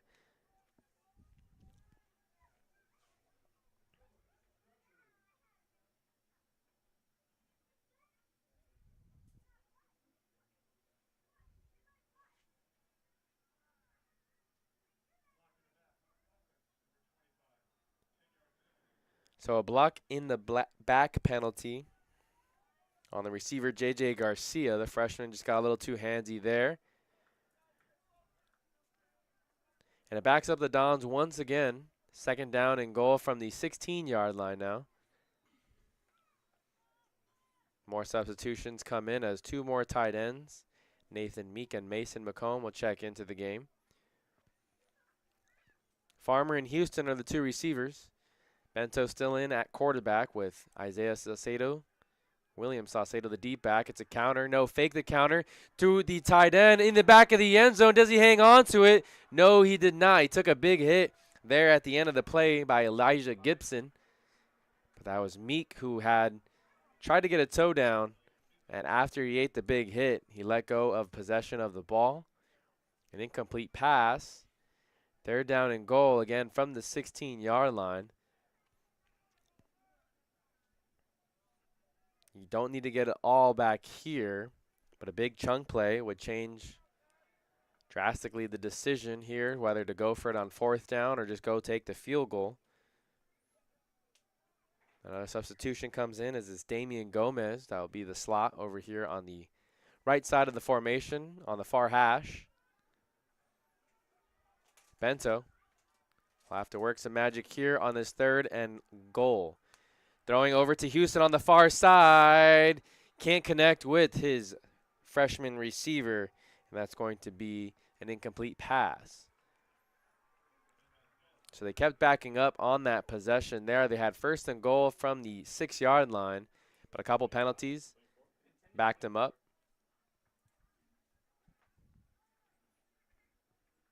Dons will bring out the field goal unit. Aaron Hotchkiss.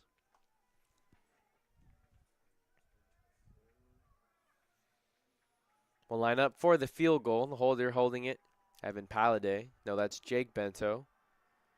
At the 23. Oh, maybe some movement up front. There is a penalty flag that comes out from the far sideline. So an offsides on Daniel Autry, the corner, over on the far side of the formation. Just got a little too jumpy there.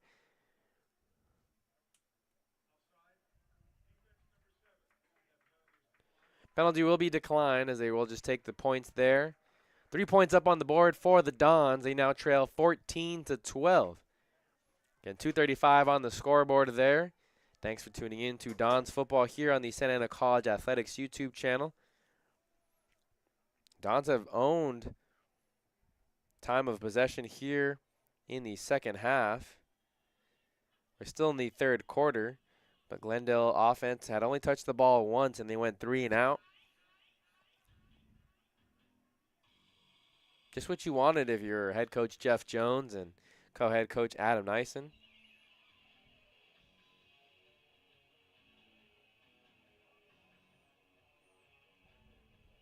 Glendale College, the offense had the ball for 2 minutes and 2 seconds.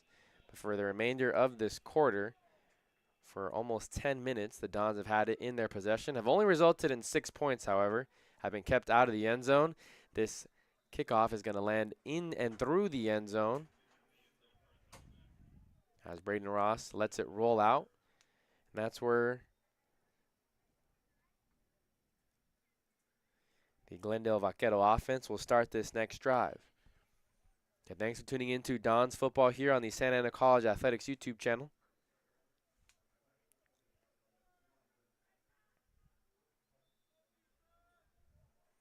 Jackson Askin still back on the field for the Glendale offense. In the backfield with him is Gutierrez. It's going to be a short pass over to the left side. That first read wasn't there. It's going to be an interception. Interception in the secondary by Jesse Vargas, who's over on the far side, working his way through defenders, and finally gets wrestled down at the 16. So a big play there for the Dons defense on the first play. We just mentioned how the Glendale offense hasn't had a whole lot of opportunity and time with the ball here in the second half. And Jesse Vargas comes up with a big interception there from the safety position to puts the Dons back in red zone territory, officially at the 18-yard line. That's the Dons defense we're familiar with compared to last season. Team that would apply pressure to quarterbacks, force turnovers, get interceptions in the secondary. Let's see what the Dons could do here. as they have momentum on their side here in the third quarter, and still yet to find the end zone here in the second half. They trail 14-12. Two tight ends, and they're going to motion one to the left side of the formation. It's a handoff over on that left side, and Glendale College has done a nice job of bending here and there, but not breaking. Saucedo hasn't had a big run for much of the evening. On the stop is Dario Sandoval. And it's been a steady ground game for Saucedo and the Dons. 21 attempts on the ground for 58 yards. His longest rush was of 8 yards, so that shows you kind of evening he's had. He's had to really work for every yard that he's gotten. Fake handoff. Bento's going to roll out to the right. Now going to decide to pull it down and keep it. He's near the 2-yard line and finally gets stood up. A flag comes in late. Another flag there by the Vaqueros defense. Gibson, along with Autry, was there in on the tackle. Looks like Sandoval down at the 12-yard line. The defensive end we mentioned so many times. He's down with some cramps. I think they're going to call that penalty on Brooklyn Paston. He's pleading his case to the referee over there on the far side. We're still awaiting to see what the call is. Again, Sandoval is the injured Vaquero down on the turf with the cramp. Bento got it all the way down to about the 3-yard line. They mark it. So the penalty is on Autry, the corner. Half the distance to the goal, so put him at the 1.5-yard line. Another golden opportunity here. There's going to be an official timeout due to the injured player down on the field over there on the far side. And thanks for tuning in to Don's Football here on the Santa Ana College Athletics YouTube channel. After this week, the Dons will travel to Santa Monica to take on the Corsairs next weekend. Game starts at 1 p.m. Again, that's next Saturday, September 28th. Then the following Saturday, on October 5th, Dons will travel to LA Valley to take on the Monarchs for game number 5, their last preseason game before they begin conference play. That's the upcoming schedule for the Santa Ana Dons. They have first and goal here from the 2-yard line. Bento, heavy package in. They hand it off to Saucedo up the middle, who rumbles towards the goal line. Did he get in? No sign yet from the official. Marked down at the, don't even want to say the 1-yard line, at the inch line. So Saucedo got about a yard, if that, on the carry. Under a minute now left in the third quarter. 14-12 is the score. High snap. They're going to get the handoff to Saucedo, and he barely gets touched as he weaved his way to the left side. He's in for a touchdown. The first touchdown of the second half for the Dons, and now they have their first lead of the evening. 18-14 pending the extra point. Let's see if they decide to go for 2. They do rush in the PAT unit, so will not elect to make it a 6-point game.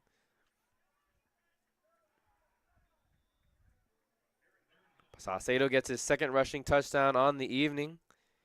Now has 59 rushing yards on the ground on 24 carries, 2 touchdowns. Methodical that drive was, off the interception by Jesse Vargas. And that interception set the Dons up with great field position there at their 27-yard line. They had a penalty, too, on one of the scrambles there by Nate Bento.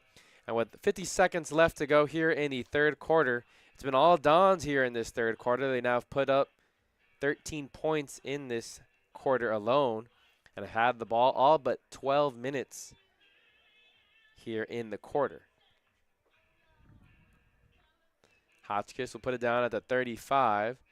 Braden Ross, along with Francisco Alcala, back deep to return for the Glendale Vaqueros. Again, thanks for tuning in to Don's Football here on the Santa Ana College Athletics YouTube channel. Plenty of fans here in attendance at Eddie West Field. Good sized turnout on the September evening. Aiming for the corner over there, and it does bounce into the end zone, so Braden Ross decides to let it go. And that's where the Vaqueros will start this next possession on their own 20-yard line. 49 seconds left on the clock. Dons have their first lead on the evening. 19-14 is the score. Looking for win number 2 on the year. Again, dropped their season opener against Pasadena City College by a score of 46-28. Won last week over LA Southwest by a score of 28-19. Leading 19-14 here. Third quarter almost coming to an end. Vaqueros motion of tight end into the box. And it's handoff to Gutierrez up the middle. Not much room there for the running back. The freshman from Sun Valley. Unable to break the line of scrimmage. They do give him 1 yard on the carry. Almost at the 22-yard line, 27-yard line. About a 4-second differential between game clock and the play clock. And it looks like they're going to just let this one go to the fourth quarter. So both teams 15 minutes away from finding out who will come out on top of this one. Again, the score at the end of 3, Dons 19, Glendale Vaqueros 14. Thanks for tuning in. We're going to take a quick commercial break here and be back with the fourth quarter of action. People always ask us, what's a Don? And our response is easy. To us, a Don is someone who embraces the grind. A Don is a person that brings passion. Someone who takes advantage of all their opportunities. A leader, a dreamer, a winner. The question we have for you is, are you ready to be a Don?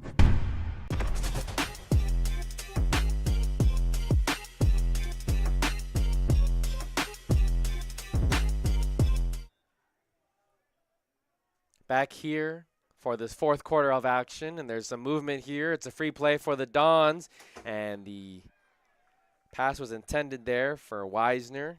Markel Mitchell stepped in front of the pass there to break it up, but it'll be 5 yards against the Dons defense. Zamir Richardson jumped off sides and into the neutral zone. Nice use of the hard count there by Jackson Askins. Hasn't been on the field much here in the second half. Remember, the Vaqueros only had the ball for 2 possessions here in quarter number 3. They ran 4 plays total.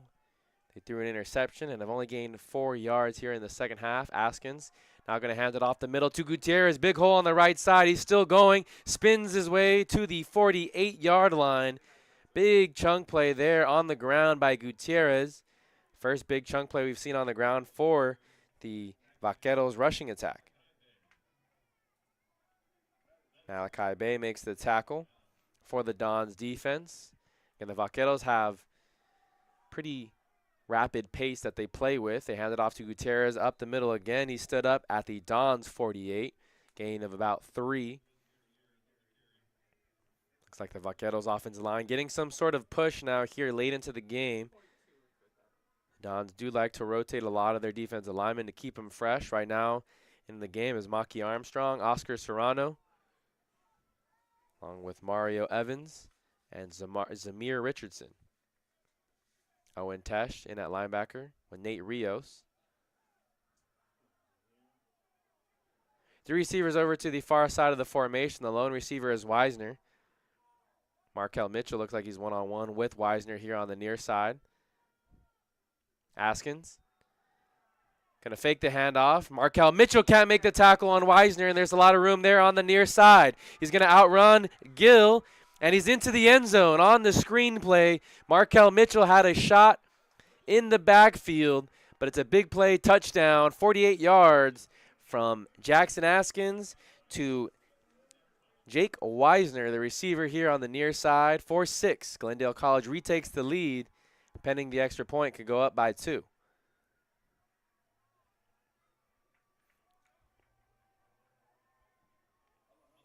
It's the 4th reception on the evening for Jake Wisner. Again, that one goes for 48 yards as he goes into the end zone. His first touchdown of the evening. Touchdown number 2 for Jackson Askins. Extra point is good by Pereira. So, just like that, in a matter of minutes, Glendale College retakes the lead. 21-19 is the score. You see it there on the scoreboard. 13:41 left to go here in the fourth quarter. Going to be an exciting finish here between the Dons and the Vaqueros. Both teams here in the American Division. Both teams looking for their second win on the season. The Vaqueros have only played one game thus far in the year because their first game against College of the Desert got rescheduled to October 12th later on in the season.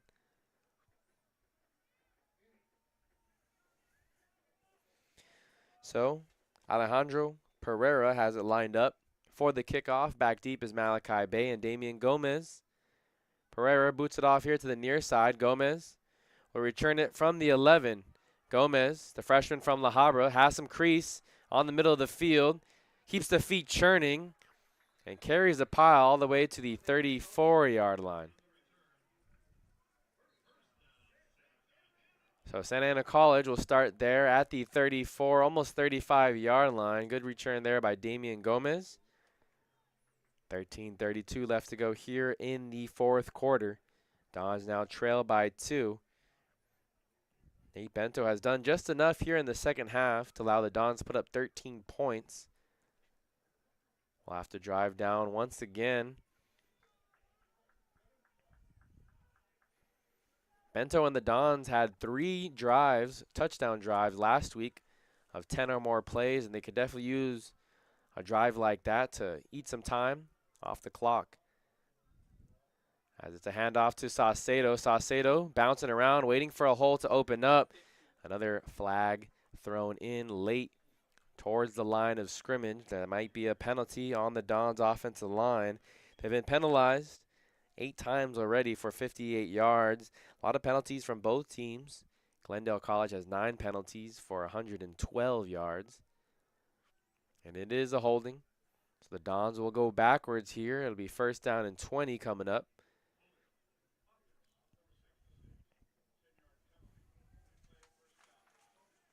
On the new offensive lineman, Ryan Scrivener, starting at right guard today. Gets called for the holding. Bento.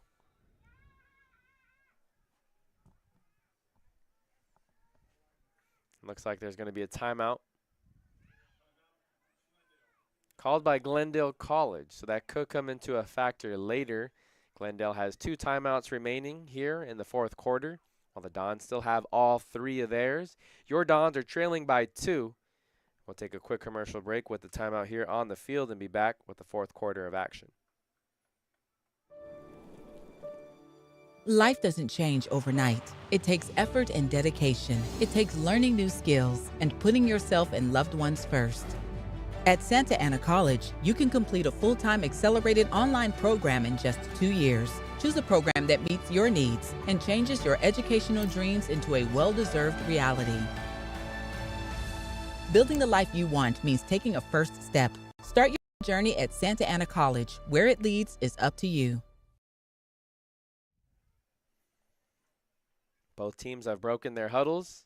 Now march out into the field. It's first and 20 coming up for the Dons here. Big possession coming up. They trail by 2 now after Glendale retakes the lead on a touchdown scored by Jake Weisner. Here's a pass down over here on the near sideline. 2 defenders in the area. Daniel Autry was in coverage, and underneath it was the linebacker Angel Tehutli. Bento will now have a second down and 20 coming up for the Dons offense. Coming in now is Damian Gomez. Again, no Malachi Pierce today. Star receiver from Edison High School who scored 18 touchdowns last year. Out due to a hamstring injury. No Owen Smith as well.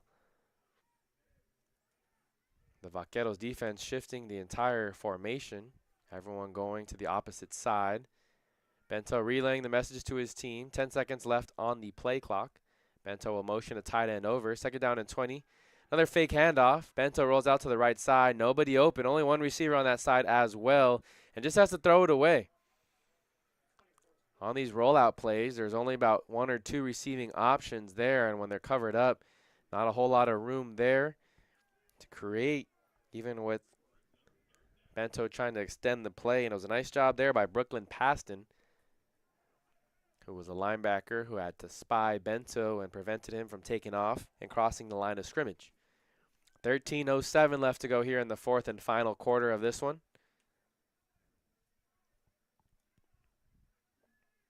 4 receivers, 2 receivers to each side. Gomez and Dante Houston are here on the near side. Third and forever. Movement up front.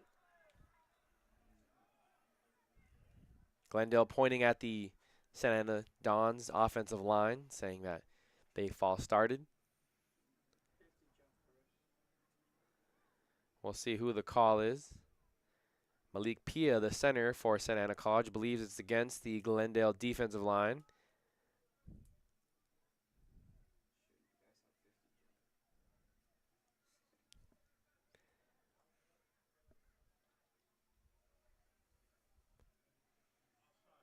So it is an offsides penalty. 5 more yards for the Dons. 3rd and 15 now coming up. Malik Pia was right in his assumption. Saucedo in the backfield with Bento. Again, 2 receivers to each side of the formation. Over on the far side, it's J.J. Garcia and James Farmer. Farmer's the one in the slot. He's the sophomore from Jefferson High School. Bento signals out something towards that side of the formation. Bit of a low snap. Bento has the time, now going to step up. He's going to be flushed to his left, and looks like there's going to be a holding penalty on the play. Throw is intended for J.J. Garcia, but a little too high for his intended target. As Bento broke the pocket, one of the offensive linemen will be called for a holding.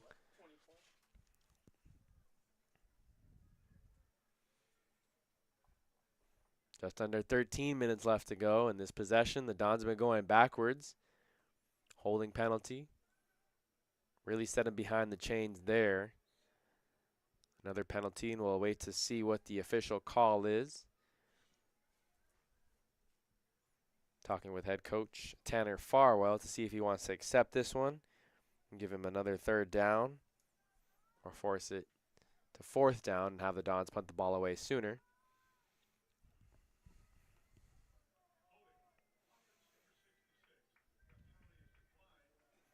So Farwell decides to decline the penalty, and the Dons will punt this one away on this 4th and 15. So Glendale defense gets a big stop. Not what you wanted there for the Dons offense. Still plenty of time. Just under 13 minutes left to go. Your Dons trailing by 2.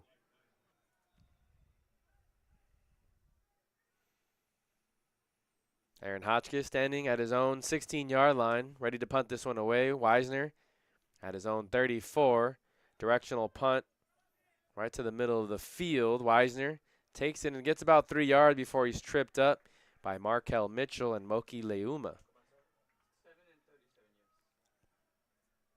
Also in on the stop was Joey Fox, one of the defensive backs for the Santa Ana defense. And the Santa Ana defense returns to the field. Ken gave up a big play, and Markel Mitchell has to be still thinking about that play. He had a tackle for loss in the backfield on Wisner, and once he missed that tackle, Wisner then outran the running back, and there was no defensive back on that side of the field to catch him. A 48-yard touchdown from Jackson Askins to Jake Wisner. They're going to motion Noah Gomez to the left side of the formation. Hand off to Gutierrez. Gutierrez weaves his way on the right side of the formation. Stood up. No one wrapped him up, but they did whistle him dead after forward progress had stopped at about the 46-yard line. 2nd down and 3 coming up. Running hard is Alonzo Fuentes Gutierrez, the freshman from Sun Valley. 3 receivers over here now to the near side of the formation. Wisner, Schaefer, and Alcala.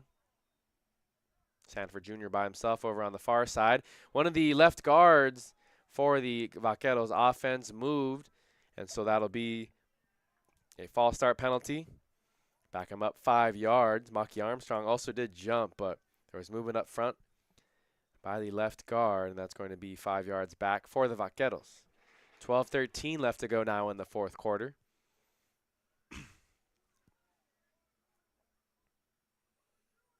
Oh, no. And so they're going to rule that an offsides penalty on Maki Armstrong. The home crowd here not happy with that call there made by the referee crew. There's been a couple spots and calls not in favor of the Dons, but that has to be the worst one of the evening. To hand off to Gutierrez, and Gutierrez gets hawked down by Armstrong. The left guard, wearing number 58 for the Vaqueros offense, Daniel Contreras, clearly jumped on the hard count used by Askins on the play before. It's 2nd down and 4 now. But I'm sure Jeff Jones, very frustrated down on the sideline for Santa Ana College after that missed call there by the referees. Haskins. I'll get Armstrong to jump once again. Here's a throw to Fraunenberger's side here on the far sideline. Fraunenberger deflects that one away. But that's the 2nd time we've seen Maki Armstrong jump on the hard count.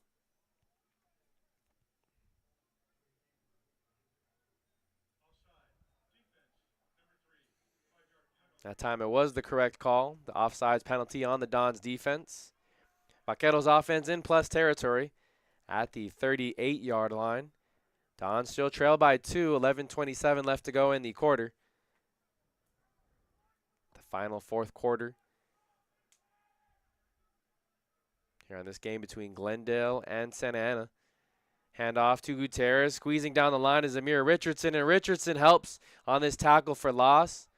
Also in on the stop are his teammates Owen Tesh, as well as Joseph Aborni. Heading into the game, Joseph Aborni was one of the leaders on this defense, 2nd on the team with 14 tackles on the season. Jesse Vargas leads the team with 15. That was again entering today's contest. 2nd down and 10 coming up. Good hustle there from the backside as Amir Richardson was able to chase down Gutierrez. Now it looks like 2 of the referees are going to go ahead and talk right near midfield. Blow the time dead. A lot of stoppage here in the second half. It's a short conversation. Clock will continue to roll.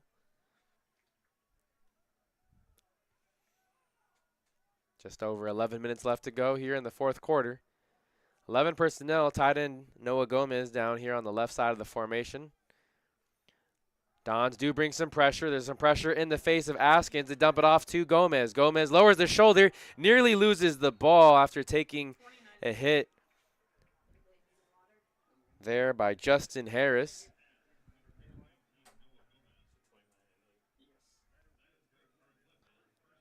And it's good for a Glendale first down. So they continue to move the chains here on this drive after the Dons controlled time of possession in the 3rd quarter. It's been the Vaqueros early on in the 4th doing the same here. Been able to move the chains 2 times now here in the 4th. They have 18 first downs in comparison to the Dons' 16 on the evening. Askins with Gutierrez as the deep back right up the middle. Gap opened up. And he's finally dragged down on what could have been a big gain. Malachi Bay coming from the safety position to make that tackle.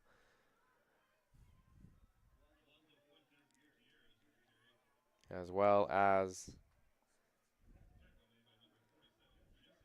Jesse Vargas, who also was in on the tackle. If he didn't make that tackle, it would have been a touchdown for Gutierrez. Now under 10 minutes left to go. Another first down converted there by the Vaqueros offense. Methodically moving down the field. Dons have to keep him out of the end zone here.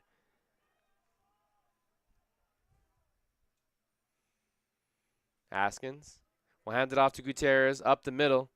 If it's working, why not keep going to it? That time he's met in the middle. Oscar Serrano was the first man to meet him. Also in on the stop was Nate Rios.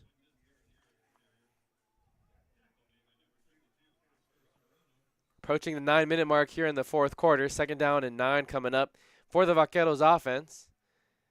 Noah Gomez is going to check out. 4 receivers in the formation there for the Vaqueros. Alcala, Schaefer, and Sanford Jr. The 3 receivers flanked out to the right of Askins. Wisner, the lone receiver. The defensive back in coverage on top of him is Joey Fox here on the near side. They're going to hand it off over to the left side. Lots of room for Gutierrez, who cuts back. Try to stay in bounds. Looks like one of the Dons players might have injured his hand as he comes immediately off the field. I believe that's Nate Rios who was in on the tackle. Hope he's okay. Walked right to the trainers after making the tackle. It's 3rd down and 4 coming up. Evan Palladay is going to check into the game. Dons have to be disciplined here not to bite on the hard count. Askins, I'm sure, is going to have to try it.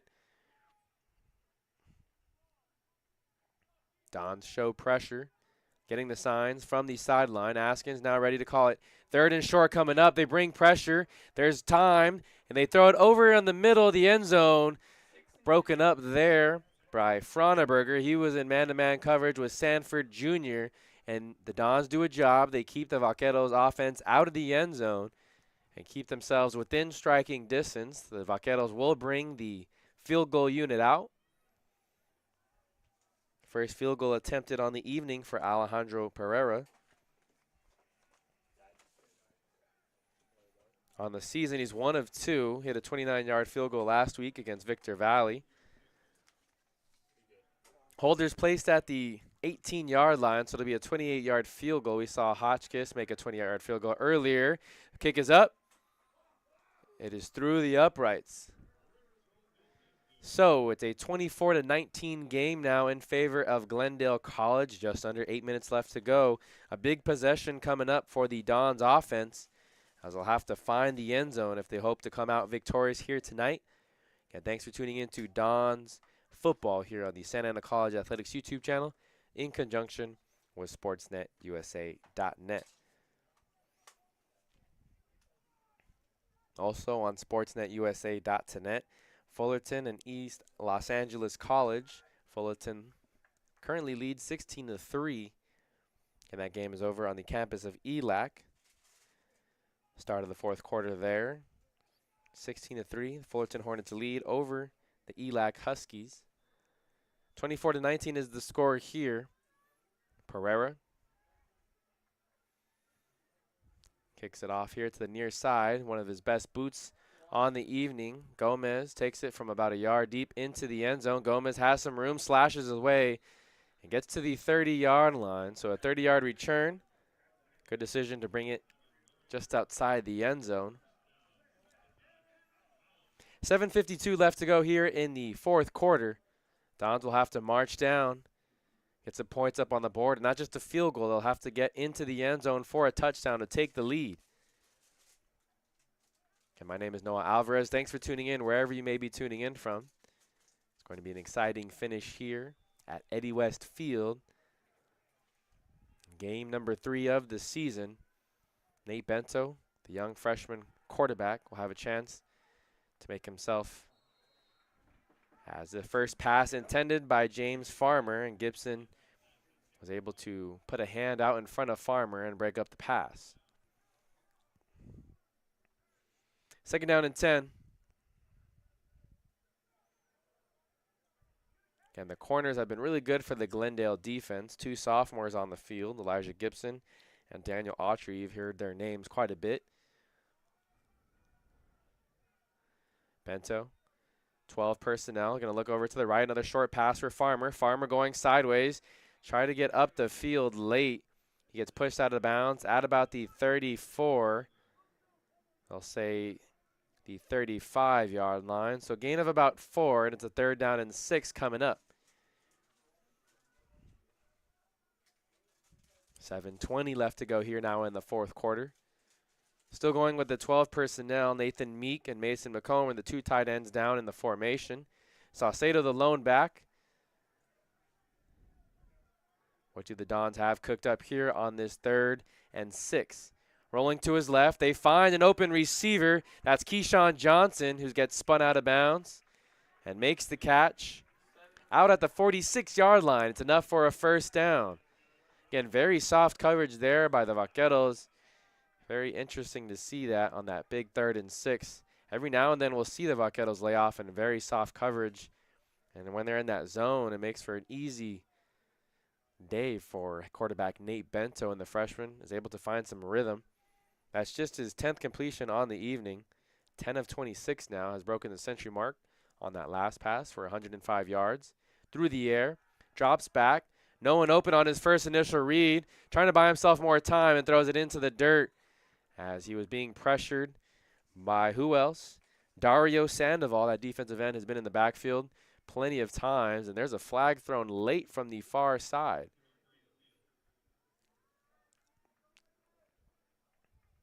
Don't think that would be for an intentional grounding, as Bento was outside the pocket and threw it past the line of scrimmage. There was a receiver about 6 yards in front of the throw, working towards the sideline.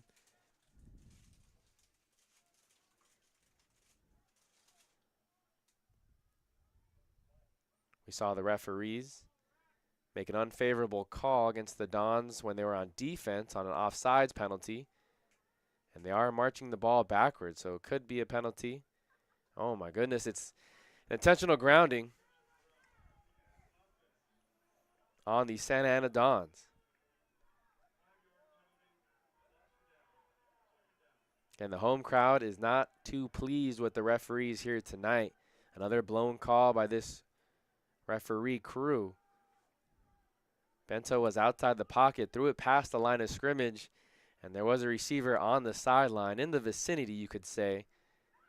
That's the argument that head coach Jeff Jones was making from his sideline. It's now 2nd down and 20 coming up for the Dons. An uphill battle, short pass play here to Nathan Meek. Meek weaving his way back to the original line of scrimmage. Gets maybe another yard on that to the 47. Isaac Robinson coming up on the tackle there. The tight end able to maneuver the middle of the field so efficiently. Again, that soft zone coverage being played there by the Glendale defense. 6 minutes left to go here in the final quarter. Bento and the Dons offense have a 3rd and 8 coming up. Yard to gain is the Glendale 39-yard line. Meek and Mason McComb down on the line of scrimmage. 2 tight ends. Bento's going to look to the left. Deep throw over to the far side. And that's James Farmer, who passed to his chest, dropped that ball there. Big drop there. And you got to think, too, that would have been maybe Malachi Pierce running that route had he been healthy. Star receiver for the Dons, unavailable to go tonight. And the Dons are going to send the punt unit out with less than 6 minutes left to go in this one. They do have all 3 timeouts. They will punt this ball away. No fake. As Jake Wisner was back deep, it's going to take a Dons friendly bounce. Get inside the 10. Get down there at the 9-yard line. But the Dons will need a 3 and out at the very least to give themselves a chance to score late in this game. Again, thanks for tuning in to Dons Football here on the Santa Ana College Athletics YouTube channel in conjunction with SportsNetUSA.net. Big drop there by Keyshawn Johnson on 3rd down, running the comeback route on the far side. Bento's had about 4 or 5 drops by his receivers. 2 by James Farmer, 2 by Keyshawn Johnson, 1 by William Saucedo, the running back. Looks like the quarterback Jackson Askins is out there with no running back at the moment. Fuentes Gutierrez is going to march out onto the field. 9 seconds left on the play clock. Haskins has some urgency, wants to get Noah Gomez into his motion. One of the offensive linemen moved. That was the right guard there. Let's see if the referees can get it right this time. It is a false start penalty. March the Vaqueros offense back 5 yards. So 1st and 15 coming up. Dons trail by 6. Correction, 5. 24-19 is the score. Noah Gomez going to do that short motion again. He's a tight end down on the right side. A power to the left side of the formation and not much room there. Penetration in the backfield. It's a tackle for loss. Jesse Vargas coming from the safety position, and Oscar Serrano on the interior of the defensive line, combining for the tackle for loss there. Serrano's a 6'7" sophomore from La Habra High School. 7 players from that La Habra High School program here on the roster for Santa Ana College. Askins tried to go with the hard count. 2nd down and 16 coming up. Under 5 minutes left to go now. Clock continues to tick. 3 receivers to the right of Askins. Askins drops back to pass. A little surprising here. Throws over the middle. Has his receiver, Sanford Jr. Ball gets ripped away by Evan Palladay. He strolls into the end zone, but a quick whistle there by the referee. Sanford Jr. down at the 15-yard line. A quick whistle there by the ref.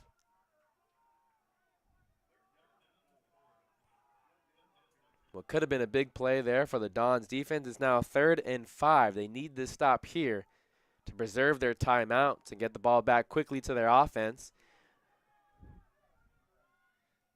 Haskins will snap it with about 15 seconds left on the play clock. Pressure's in his face. Oh, and he drops the ball. A touchdown here for the Santa Ana Dons. And Owen Tesh as he picks up the fumble.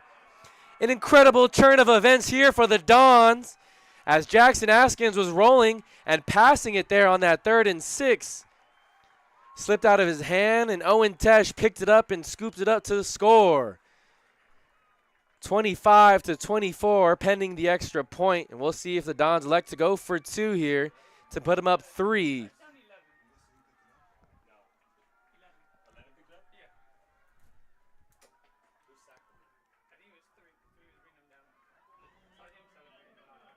What a play there by the Dons defense, coming up big here late in the 4th quarter. Hotchkiss will come out for the extra point. Now it looks like head coach Jeff Jones wants a timeout here for the Santa Ana Dons. They might discuss going for 2 here. If they go for 2 and get it, it would make it a 27-24 game, which means the field goal would tie things up if Glendale was able to march down and get a field goal. If they just kick the extra point, they only lead by 2, and the field goal for Glendale would win it. So thinking ahead, looks like we're going to get a replay here of the just last play of the action. There you see Askins had 3 receivers. It was a 3rd and 6. Don't know why Glendale College was passing it. It was a play action pass, pressure up the middle and from the side. Maki Armstrong was the one who forced the fumble, and he led the way for Owen Tesh. Again, shout out to the cameraman for providing that replay for us here during this timeout on the field. The ball will be on the left hash, and it looks like Jeff Jones is going to send out the offense here late in this 4th quarter for this 2-point conversion.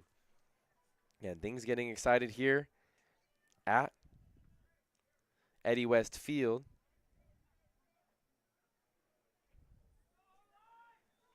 We'll see what Jeff Jones and the coaching staff cooks up here.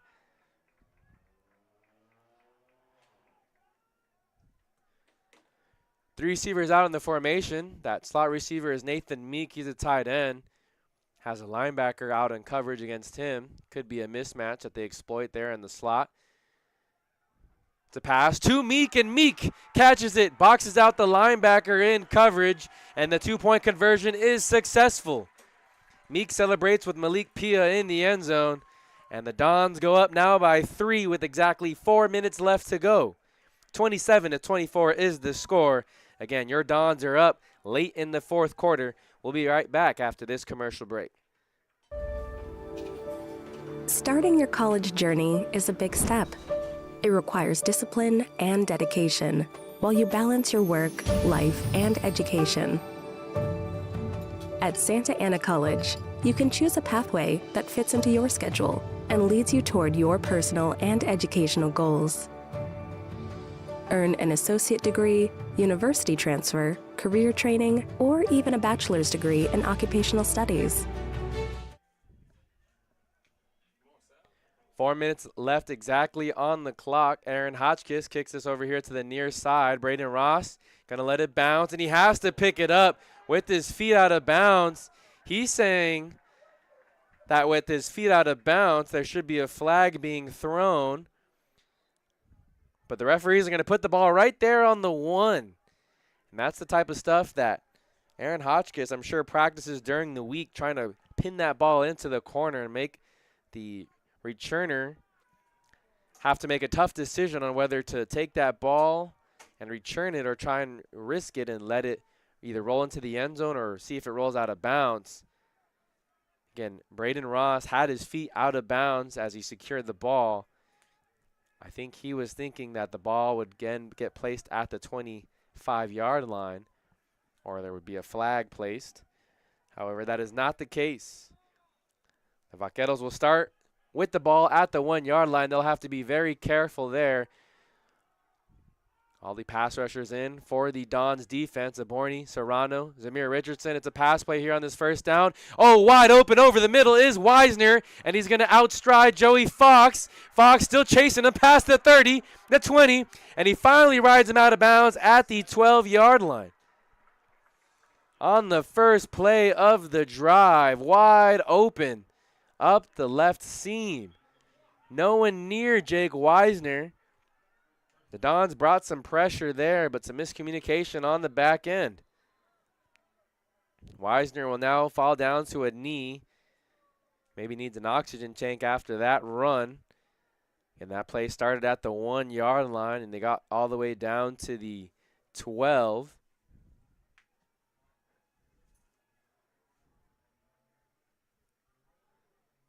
So if my math is correct, an 87-yard pass play for Jake Wisner, thrown by Jackson Askins. He now goes over 300 yards on the evening, 23 of 33 for 369 yards, 2 touchdowns. As they check in on Wisner, both teams will head to the sideline. 3:48. Dons will have to try and keep the Vaqueros out of the end zone. If they do find the end zone, however, got to start thinking about using maybe those timeouts.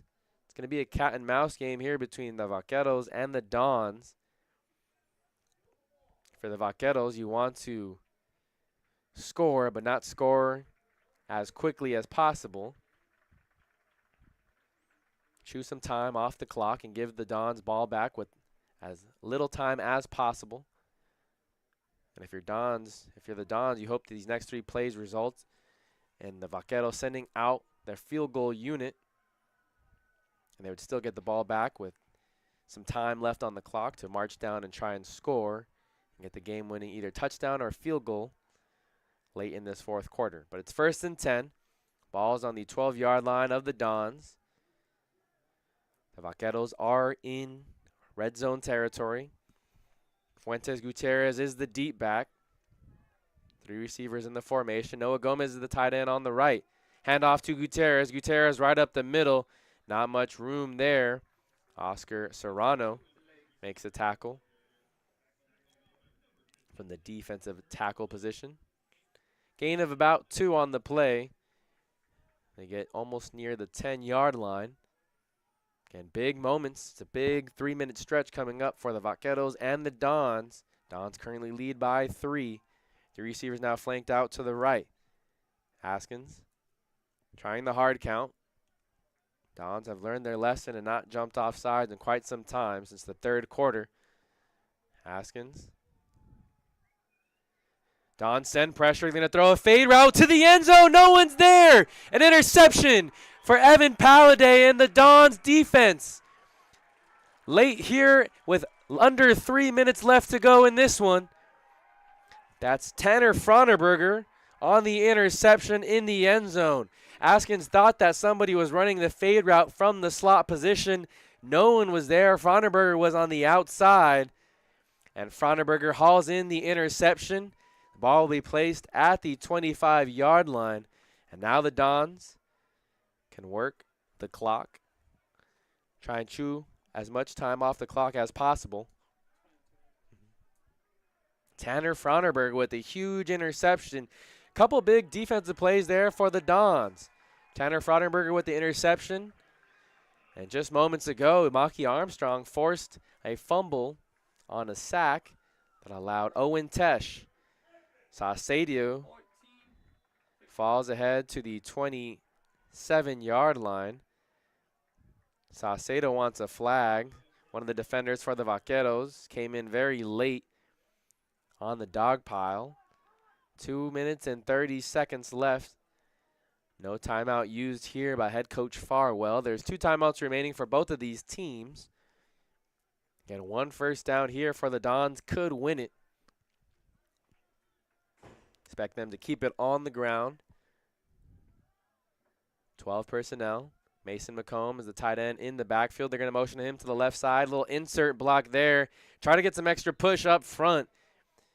And Saucedo is met there at the 25-yard line. No timeout being used here by either team. Clock's going to continue to tick. That's right. There will be a stoppage of time for the 2-minute timeout here on the Santa Ana College Athletics YouTube channel. Again, thanks for tuning in wherever you may be tuning in from. What an exciting sequence of events it had been in the last 2 or 3 minutes here on the game clock. It was a scoop and score touchdown for Owen Tesh. Maki Armstrong forced the fumble for the Dons defense, and Owen Tesh, the linebacker, was able to pick it up for a 2-yard touchdown fumble recovery. Then as the Vaqueros were deep inside the red zone, ready to score, it either tie things up or take the lead. It was Jackson Askins who threw an interception right to Tanner Fraudenberger. Miscommunication as there was pressure in his face, and he just threw it up thinking one of the receivers was going to be there. No one was there but the defensive back, Tanner Fraudenberger. Another one of those El Dorado players making an impact play here. Now 3rd and 6 coming up.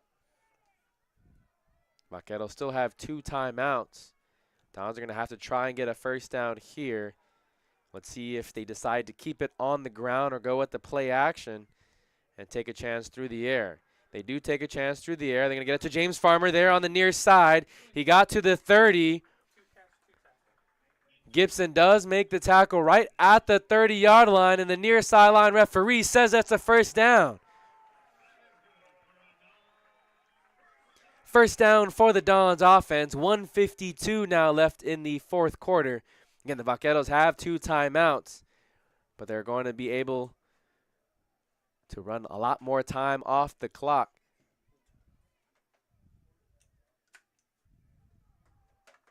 Clock won't roll, looks like, as Farmer was tackled out of bounds, so the clock might not roll on this particular play, but as soon as the play starts here, the Vaqueros will only be able to stop the ball twice. Handoff to Saucedo. Saucedo up the middle, has a gap, and he gashes the defense over on the right side, passes the 50, and is brought down at the Vaqueros' 41-yard line. The Dons can smell the victory here as they cross the 50.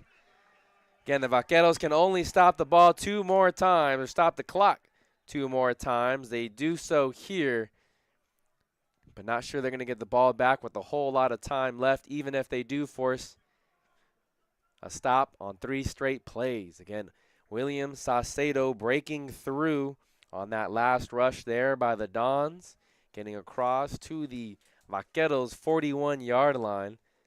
Longest rush of the evening, a rush of 29 yards for the sophomore from Yorba Linda, who now has 92 rush yards on the evening.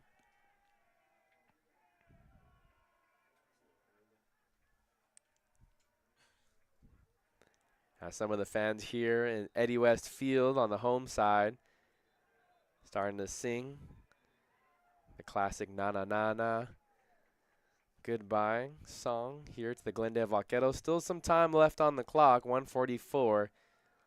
Things would have to get wacky and weird for the Dons to lose this one, but anything is possible. 27-24 is the score, 1st and 10.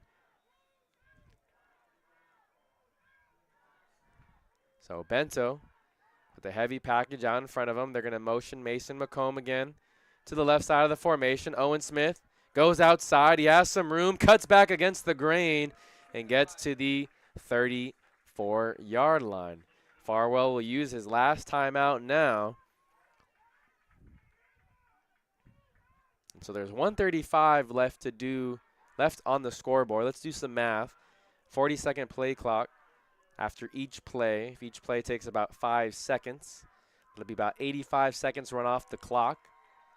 And after 85 seconds, if you do the math, I think that's about 15 seconds, Sal, left for the Vaqueros. If everything goes right, we'll see.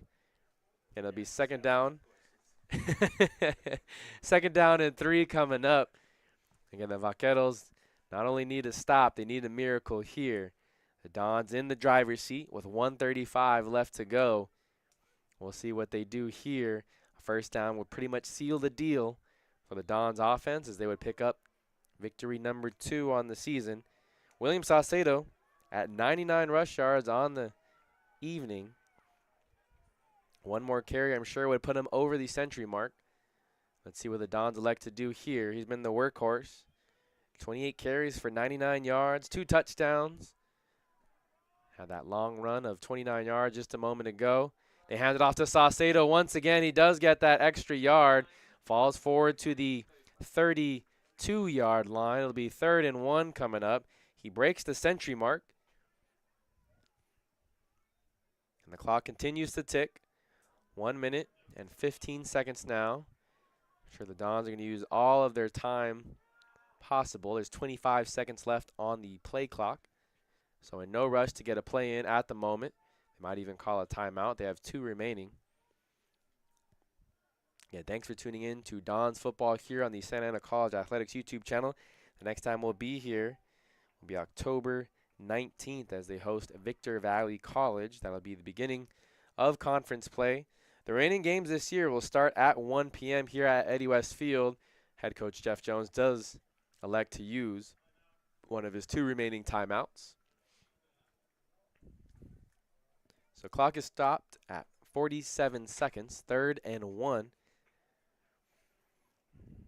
Again, the next 2 games will be on the road for the Santa Ana Dons. They'll travel to Santa Monica next Saturday on the 28th. And the following Saturday, they'll take on LA Valley, the Monarchs, over in the Valley Glen area in the San Fernando Valley. Before 4 weeks from now, they'll come back home to Eddie West Field to take on Victor Valley to begin Metro Conference play. So the Vaqueros defense is back on the field ready to go. Dons are still huddled up near the 45-yard line. Again, we appreciate you guys for tuning in. Whether you're watching live or watching the replay at a later date. 3rd and 1 coming up. A first down would seal the deal.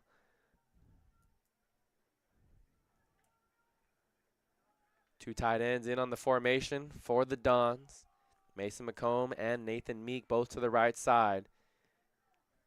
They motion McComb over to that right side of the formation. Saucedo has the gap he needs. He keeps the feet moving, and that's going to seal the deal, folks.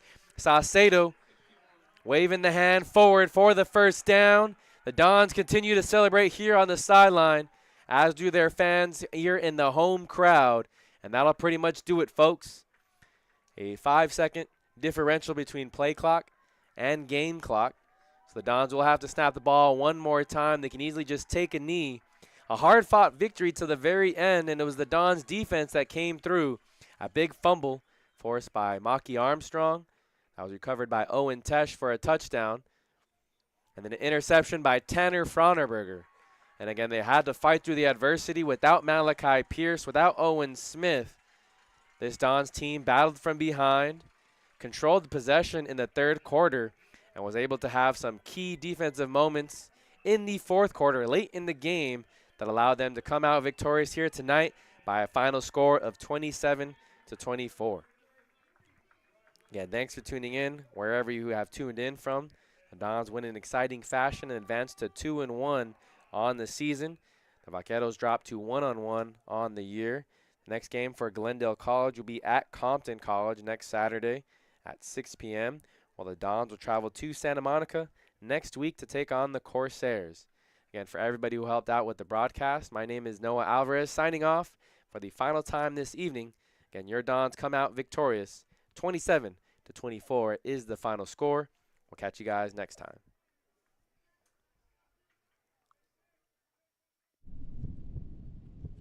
People always ask us, what's a Don?